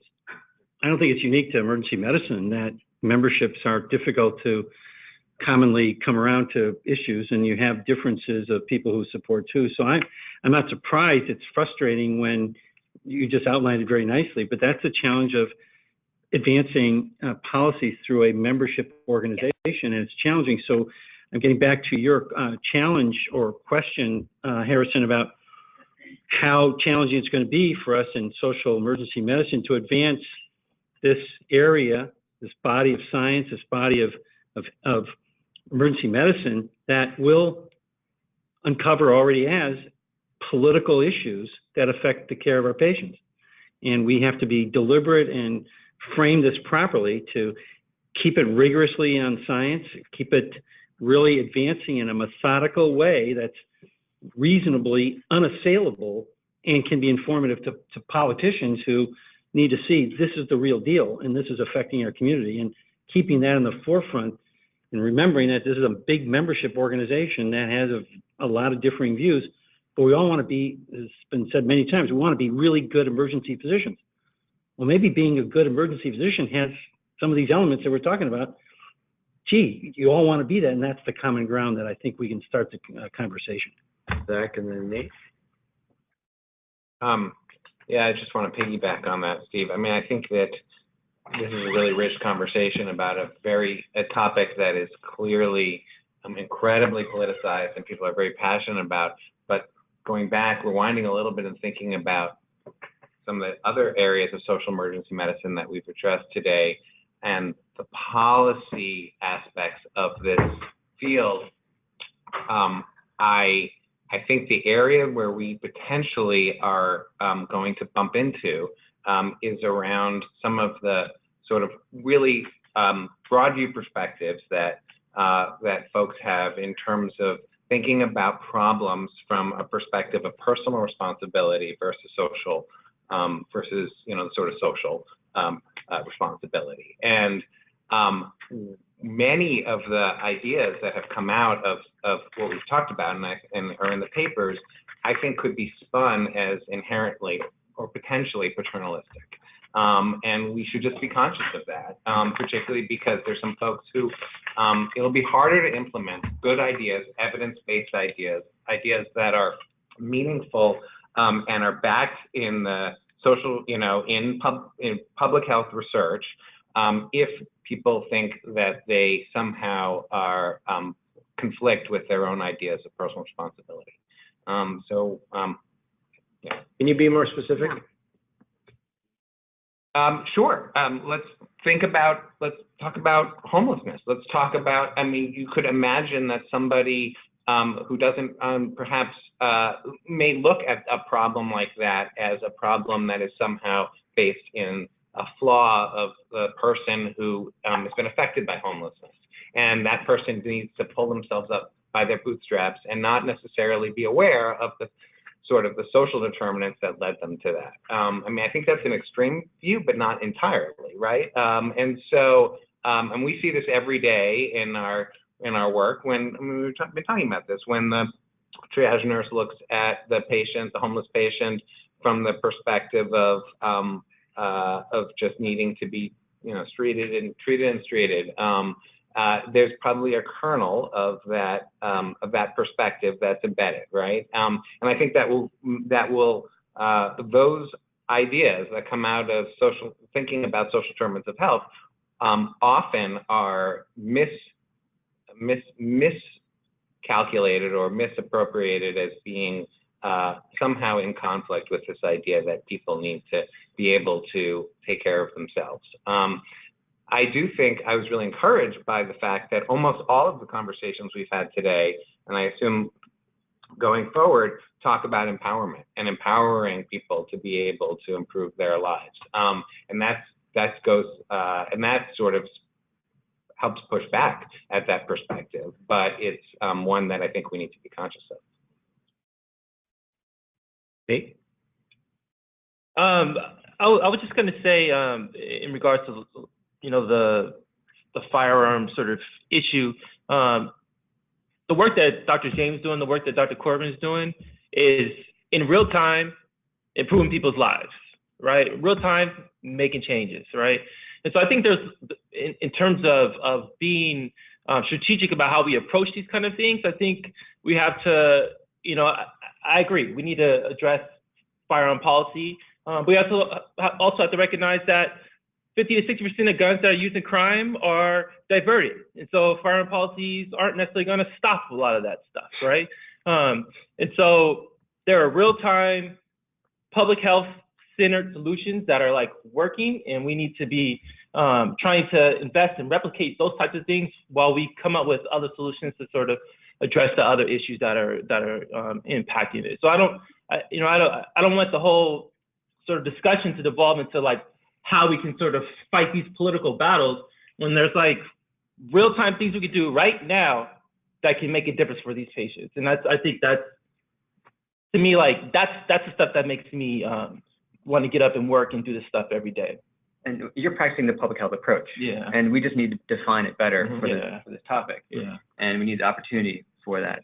And even if we had, like for people who want gun control, even if we had complete gun control tomorrow, there's still 300-something million guns in private ownership. The problem is not going away. But can I just jump in, because we keep saying public health approach, and it's not that. Public health is really broad. Public health includes policy. It includes individual level interventions. It includes organizational practices. So I just think we often just kind of throw out public health and think about these individual level interventions. But what we're all talking about is really the public health approach. Right. The policy is just one part of it. One part of it, yep, exactly. I like the way David Satcher put it. He said, if violence wasn't a public health problem, why are so many people dying from it? Well, and then you have, all right, so the Gates Foundation response to violence is, if violence is a health problem, then everything's a health problem. And everything is. It is, you're right, but they're controlling the money, so how do you convince them? Dr. Hager? So I represent an organization that's been in existence for 104 years. And we've taken on challenge after challenge over the years. Very first thing, it started with whether doctors ought to receive a license. And we represent 70 different boards of medicine, osteopathic medicine around the country. And if you've seen one state board, you've seen one state board. So it's a very diverse group. There's very diverse opinions.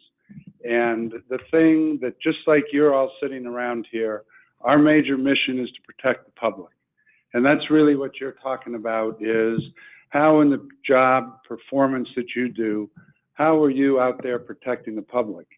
And I think the thing that's circulating around here right now is, how do you do that and how do you message that? Because that's really how you get things accomplished and done. And we spend a lot of time before we put out anything. We have PR people we work with in Washington, and everything gets really reviewed because the wording and messaging is critical. So I think you sit here, you're talking about the ethics and everything, you're all very committed, but the way to really sell that message and the way you really protect the public is to make sure the messaging comes out right. And unfortunately for Jay, he had probably a message that was crafted and very good.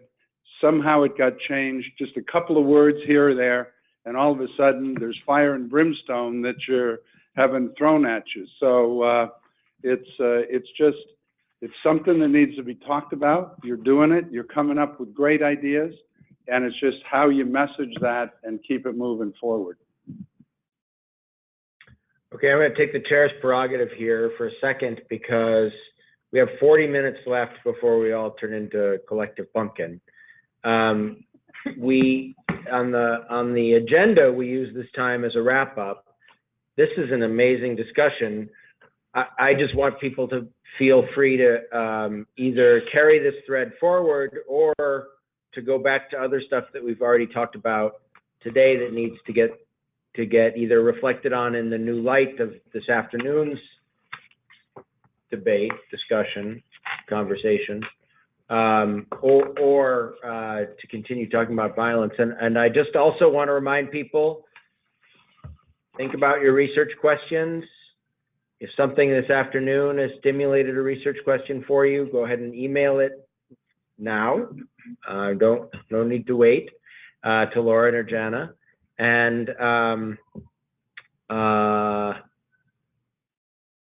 there's one other thing. Oh, and think about whether you want to draft any of this that you didn't get to say fully or didn't get to express the way you'd hoped, and don't want to go back to it into a personal statement or essay or reflective piece, whether for the publication or for the website or however that comes out. Ewan. I just wanted to add something. I've been thinking about this throughout the day.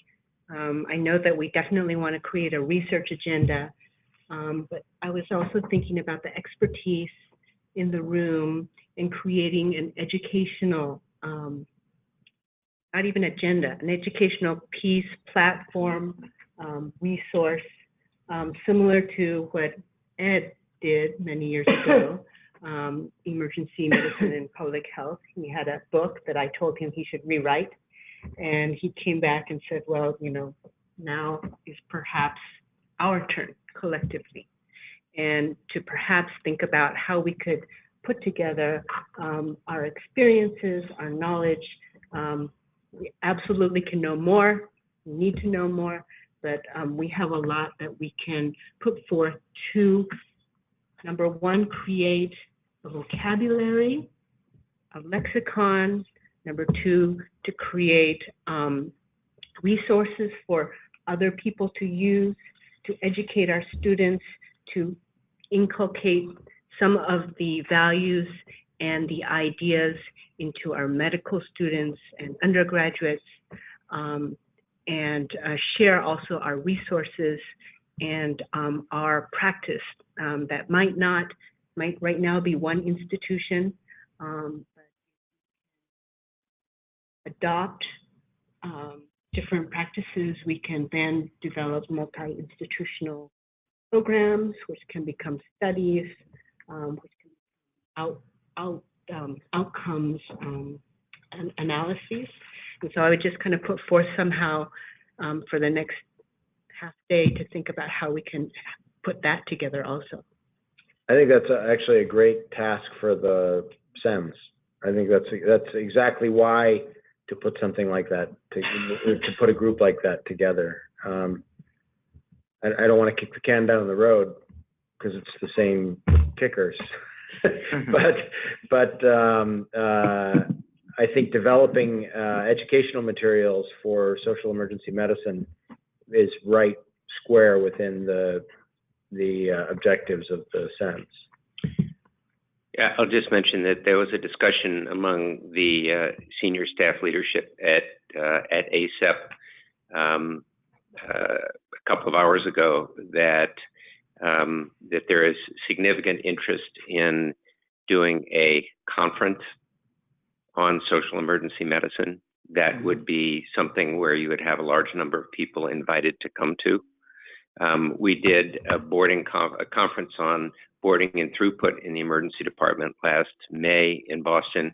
We had 250 people. There were some folks there from the AHA, American Hospital Association, who then now want to meet with us and help sponsor such a conference. And I can see something similar with regard to social emergency medicine.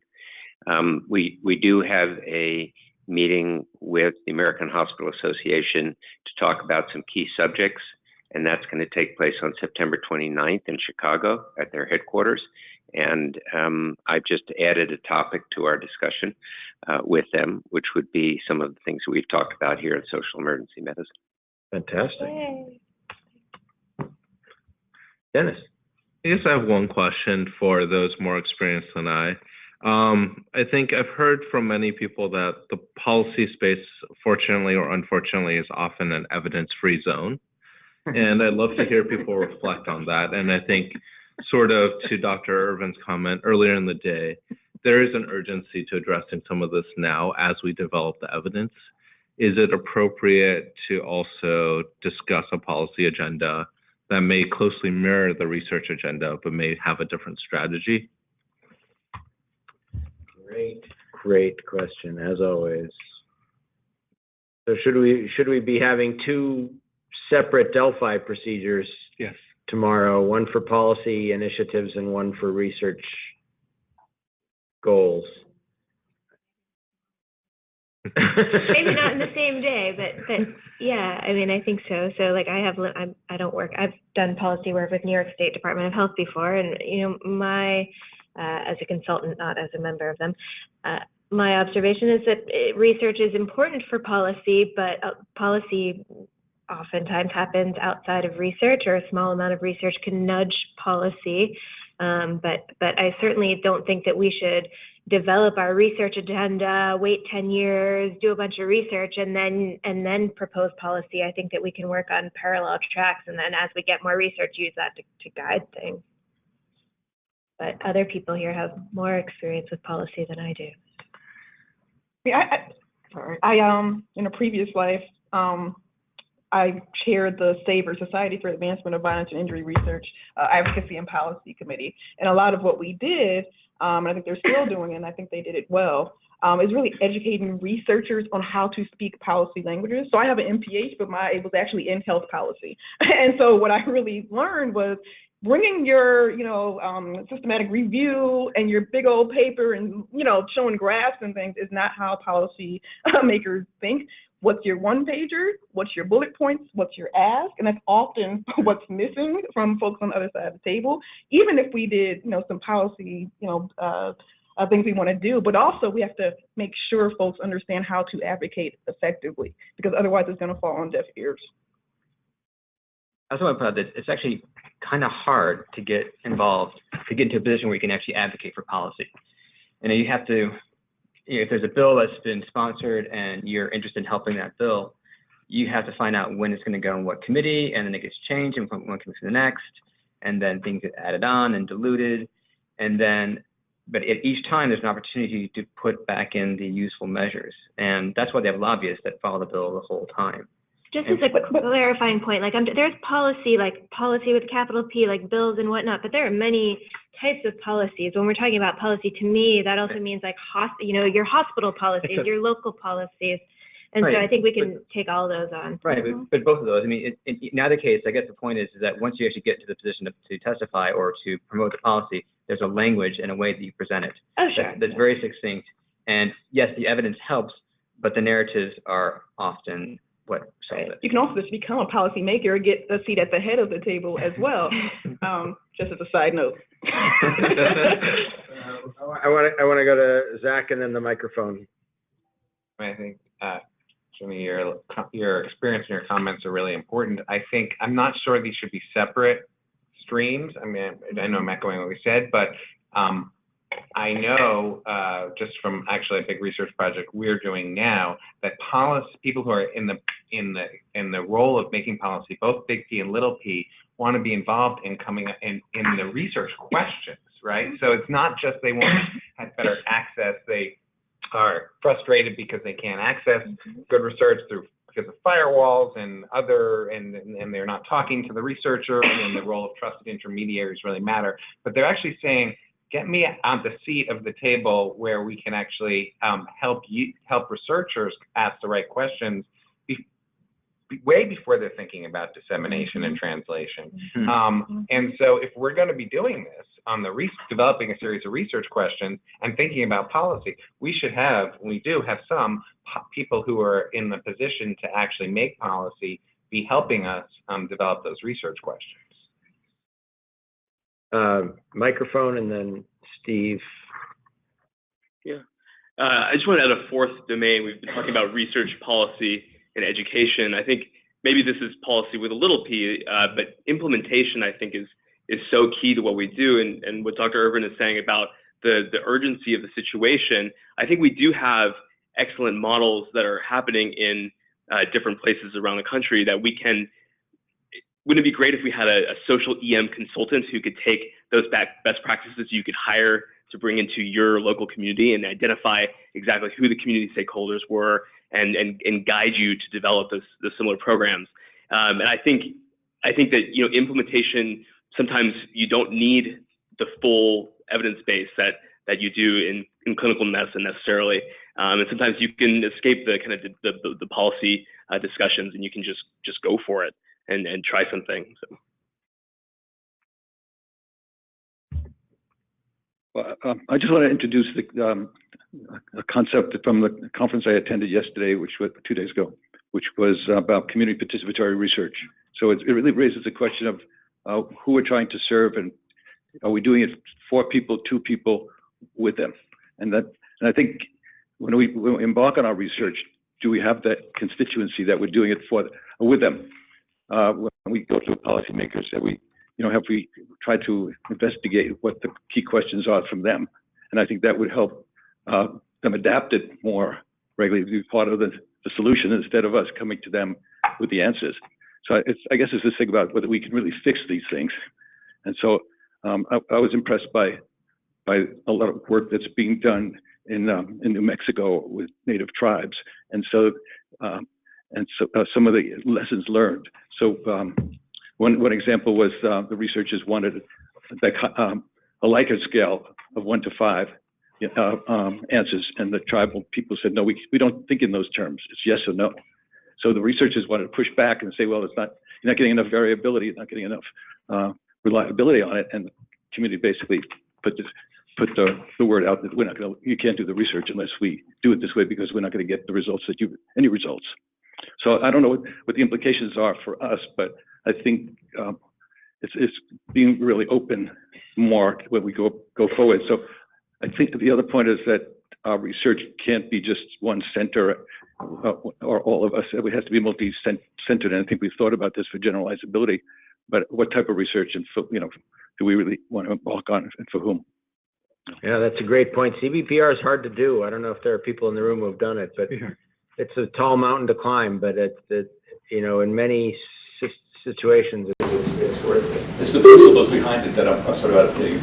It takes years to develop the trust of the communities to do this, and it's sort of consistent work. The other thing I just want to share is there is a lot of practice out there that we could use in terms of advocacy and policy, and we don't have to necessarily go to randomized trials or that level of data to bring about change. And so the stories that we have and the stories that our patients bring to us, and empowering them in some way to come forward with us to inform our legislators, that would be a great solution. The last thing I want to share is that I'm privileged to serve the medical schools on the Public Health Council in Massachusetts, so we have a body that goes over religious regulations. So there are a couple of things that come before us. One is the determination of need. So hospitals want to build new buildings and extend their empire. So Children's Hospital came forward with $1 billion request, and so they have to present 5% of their $1 billion to the community. But at the time that they did this, we didn't have in place the social determinants and community assessment that we needed. So it was the work of our council to actually make this happen. So going forward, that's one opportunity for all of us in other states to influence the way these decisions are made, because that's $50 million that this hospital has to donate to the community. It also applies to the community benefits for Medicare. So we could use some of our effort to affect this policy on a state level. Thank you. We have Jay, then Steve, then Sandy. I was just going to say, I don't think there should be a separate set of questions for policy, partly just as a process issue. I think with the limited time you have, you want to do one set of questions. And echo, I think, what Kelly had said, that when we think about policy, we often think about elected politics and passing laws, but most of the things that actually are going to help this is in the regulatory space. And there's a huge amount of work that can be done going anywhere with a lot of regulations to shape the way those regulations are written, the way they're enforced, quality measures and reimbursement that goes through the rulemaking process. And that's it's something that ACEP plays a role in. Many other organizations you may be involved in play a role in terms of giving public comments. And that's a great area to look. So not all the offices are empty? Steve? Well, I'm just piggybacking on this conversation. I think the original question, separating out, I think it should be integral, and the research informs the small p politics of healthcare systems. We've got great opportunities to advance that. We do have some things that work already. We need to do it now. So I think we just need to keep moving on this. And the bigger policy issues that are in state legislators or in Congress, that's important. But I think our research stuff now should be informing these largely regulatory issues that affect our hospitals where we practice social emergency medicine. Sandy, then Kelly. So this conference was primarily about research, setting research agendas, and I think you guys are amazingly off to a great start. But I'd also like to have you sort of sit back and while you're sitting here thinking about things that we could do, we meaning collectively, we meaning emergency medicine, that are outside the research question. And I've been hearing a number of these, written down some. Some are ones I heard and some are ones I probably thought of them myself. And I actually don't remember who's who, so I'm not going to take credit for any of them. I've got about 6 here. One is to somehow form some type of coalition group, etc., to continue the work of this group. Another one I heard was to have prepared statements ready that are fully vetted, fully thought out, time spent, because we know incidents are going to happen. We know what those incidents are, and we know what we want to say when those incidents occur.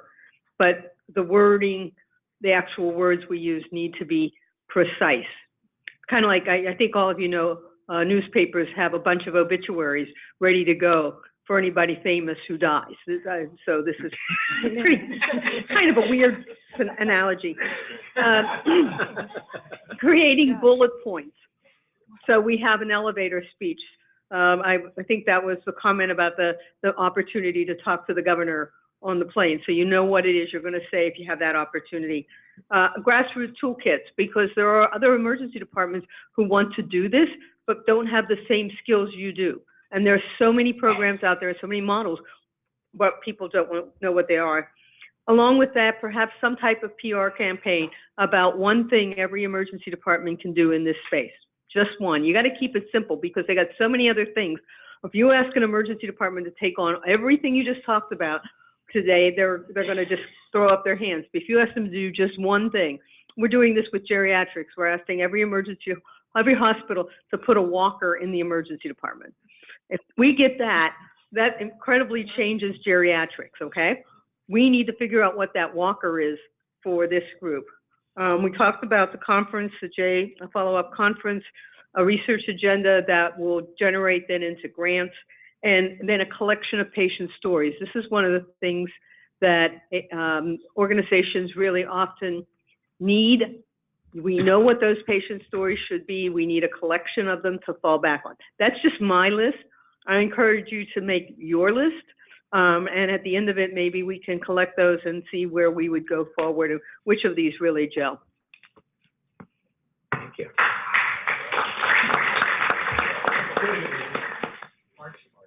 Kelly? Just building off what Dr. Meisel and Bernstein said, and just thinking towards tomorrow when we set our research agenda, I think to me this is like always implicit because it's how I do my research, but I think as part of the research agenda we should be thinking about like what, how we should be doing this research and kind of what types of kind of methods we should be following and how we should be thinking in terms of doing research that's most actionable and will affect policy. So we should be thinking about what we can take from CBPR. And there's, I think like half this room is RWJ, like we all have explicit training in CBPR, like there's a wealth of knowledge in this room. And thinking also about which of these questions, as we're choosing questions, what we think are good research questions, thinking to, well, what will be most actionable and kind of be able to influence policy, big P, little p the most, just as we're going forward, just as part of the research agenda. Can you, I think I got it. I'll email you. Wendy? I'm just going to add one more thing to this talk about research and how we want to move forward with research. I do think that they're coupled, the research and the policy. I think we speak differently when we're dealing with policy issues based on the evidence base, but the way that we talk about it, the way that we convey those points is very different. For what I have experienced in my space is the more that there is, and I will say in my space, we would call them survivors, so survivors of trafficking.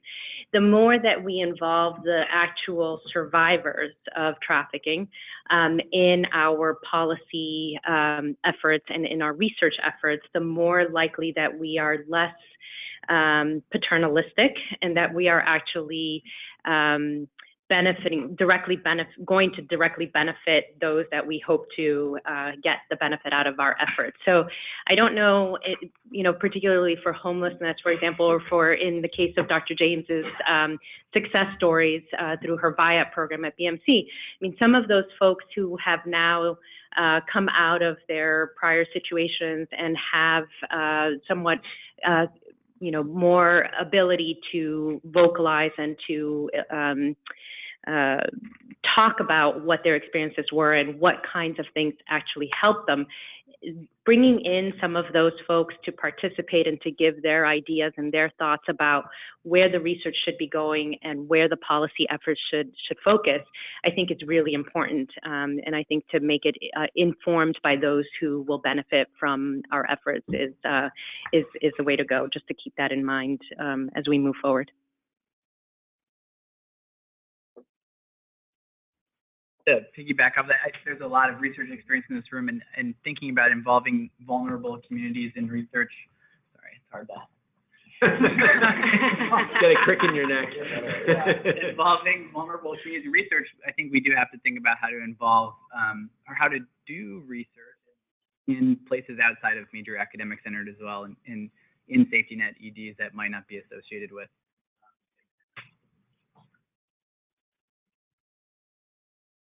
Yeah,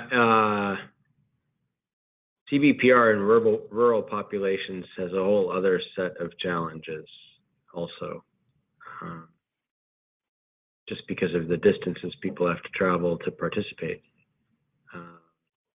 and the home responsibilities that they're leaving behind. You can't really leave cows for a day. They don't do so good.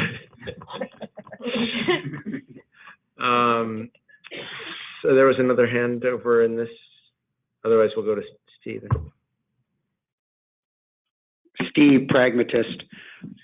Tomorrow afternoon, Harrison and I are going to meet with some other stakeholders, because the first meeting of the social medicine section at ACEP 7 is going to happen at ACEP 17, and that's in 4 weeks from now. And we're going to try to put together our agenda for that. So part of what we're going to be talking about is, what is our focus? What are our priorities? What are our bullet points? What are our message? Where are we going to start, and how are we going to develop this educational program among the apostles, that group that wants to be part of us? If you can give us some input for that, it would help. Second of all, for those of you that have never been to LAC, a Leadership and Advocacy Conference in Washington, D.C., that's where you get days of training of how to do the messaging, how to go up there, and how to steer the people that make policy on the federal level. Fast forward, the last day of ACEP 17, there is going to be a white coat on the hill day. And if we could come up with at least a couple of ideas in our own brain, that if that legislator that we're going to go up and talk to says, well, what else could I do? If you got your 2 bullet points ready in your pocket and they give you 2 minutes to say, maybe we want to formulate some of that for those of you that'll be there. So help us out with our agenda. Is anybody in the room planning to go to the White Coat on the Hill?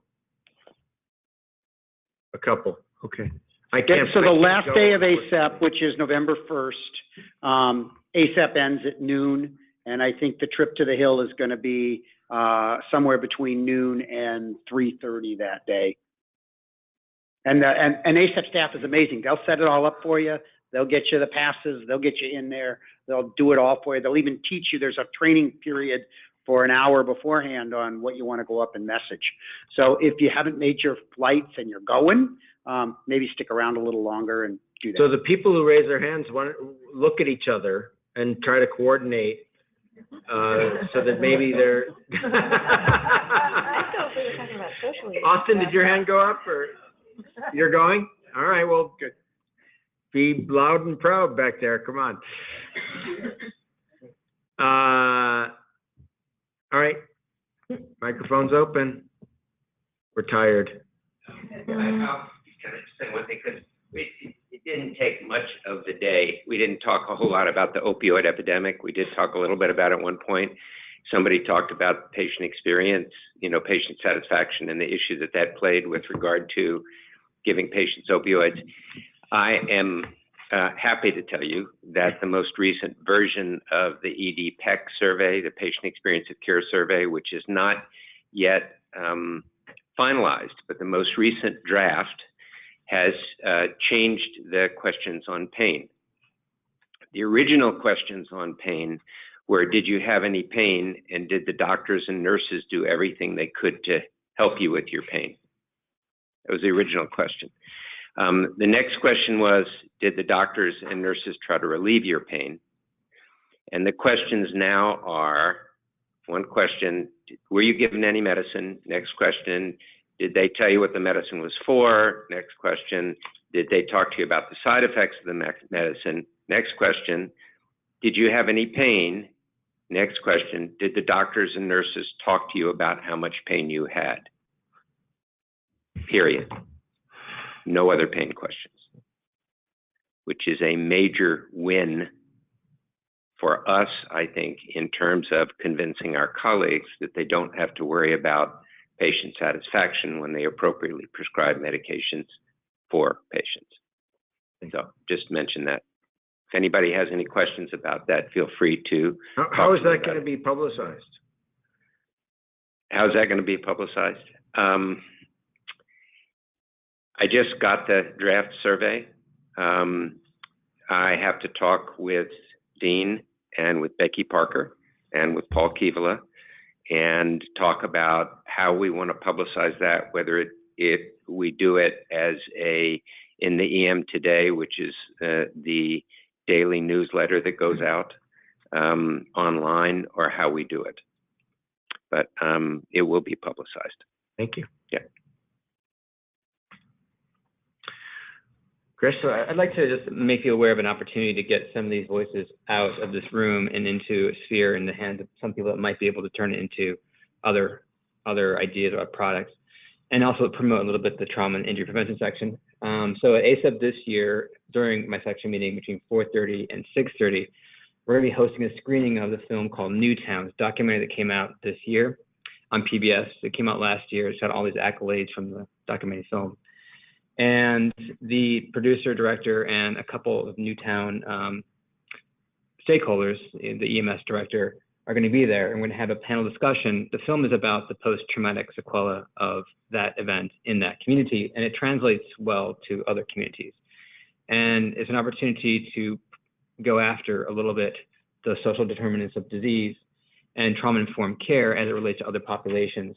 And the point of the modern discussion is to push these people, to focus on the things that we can do to increase our understanding of the problems, and perhaps to get funding for some of the topics that we are talking about, because the producer and director of the film are quite connected to certain networks that might be able to help out at some point. So that's 4:30 to 6:30 on Monday, the 30th. And the social emergency medicine section kickoff meeting is the following day, Tuesday at 2:30? 2:30 to 3:30. I actually have it up right now. Okay. I'll throw it up on the Okay. The following day. So this sounds like a stimulating session. Jahan? And then Hemel and I are co-chairing the SAEM, Social EM, and Population Health Interest Group that is not yet formed. I mean, it's approved, but embryonic. It's embryonic. So that will be on Monday, October 30th. We'll meet at ACEP. So it'll be the first meeting. So I'll send that out to everybody. Is it going to conflict with 10 to 10? Oh, good. So okay. 10 a.m. Okay. Shameless pitch. 3:30 to 4:20. And don't ask me why they're having it end at 4:20. Is a discussion called Weed Wars and Gun Battles. And that'll talk a lot about some of the social issues that we're talking about here today. All right. Well, just. Can I ask just one more question? Yes, of course. I'm just interested because you asked before how many people were going to the White Coat Day. If people don't mind me asking, since we do have a section now on social emergency medicine, could I ask how many people in here are members of the section on social emergency medicine? Okay, so I would simply say if you're not, doesn't cost a whole lot, and if you're a resident, you get one free section membership as a member of EMRA. So if you're not, I would just encourage you to join. And Dean talked about it, to have a counselor, and the section will elect the counselor probably at the meeting, to have a counselor, which is somebody who can put forward not only resolutions, but make comments on other resolutions that come up as representative of social emergency medicine. It's more powerful than you might think. So it's very good that the section has now reached 100, and next year we'll have a counselor. Let me just talk about that 100 number a little bit, because we've got it, and that's fantastic. And oh my God, I can't even believe it. We did that in a year. But the viability of the section is dependent on maintaining that number. So I think if we go into the year with 100, we're starting off not quite as strong as we really are. And I think if we go into the ACEP meeting with a membership of 200, and you guys all know, everyone in this room knows 5 people who are interested in joining this section.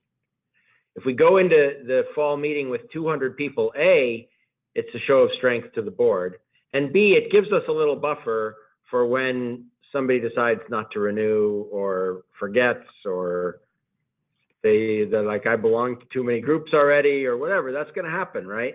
So if we go in with 200, we have a little operating room. That's the wrong word. We have a little, you know what I mean. A little buffer. We have a buffer, and I think a young section, ambitious, and idealistic, is vulnerable. And so if we go in strong with 200 members to the fall meeting, damn, we'll be heard. So put the screws on your friends, or just ask them, since we're all about kindness.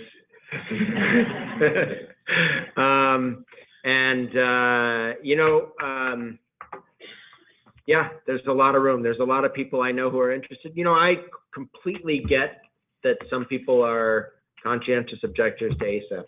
I think that if this had happened to me, your NEMPAC story, I might not want to join. But the reason that a lot of people I know have been conscientious objectors to joining ACEP, I think the SEMS helps relieve some of that, because it gives a place for us to have a voice. And now that we're official, it gives us a seat on the council. And so to say that ACEP doesn't speak for me is going to be in the future, I hope, less true. Mm-hmm. So hopefully we'll be able to bring new members in, despite the expense, and they'll come just to join the SEMS. And I am not a shill for ACEP. It was a difficult decision, actually, frankly, for me to join it, but I did, and this conference couldn't have happened otherwise. So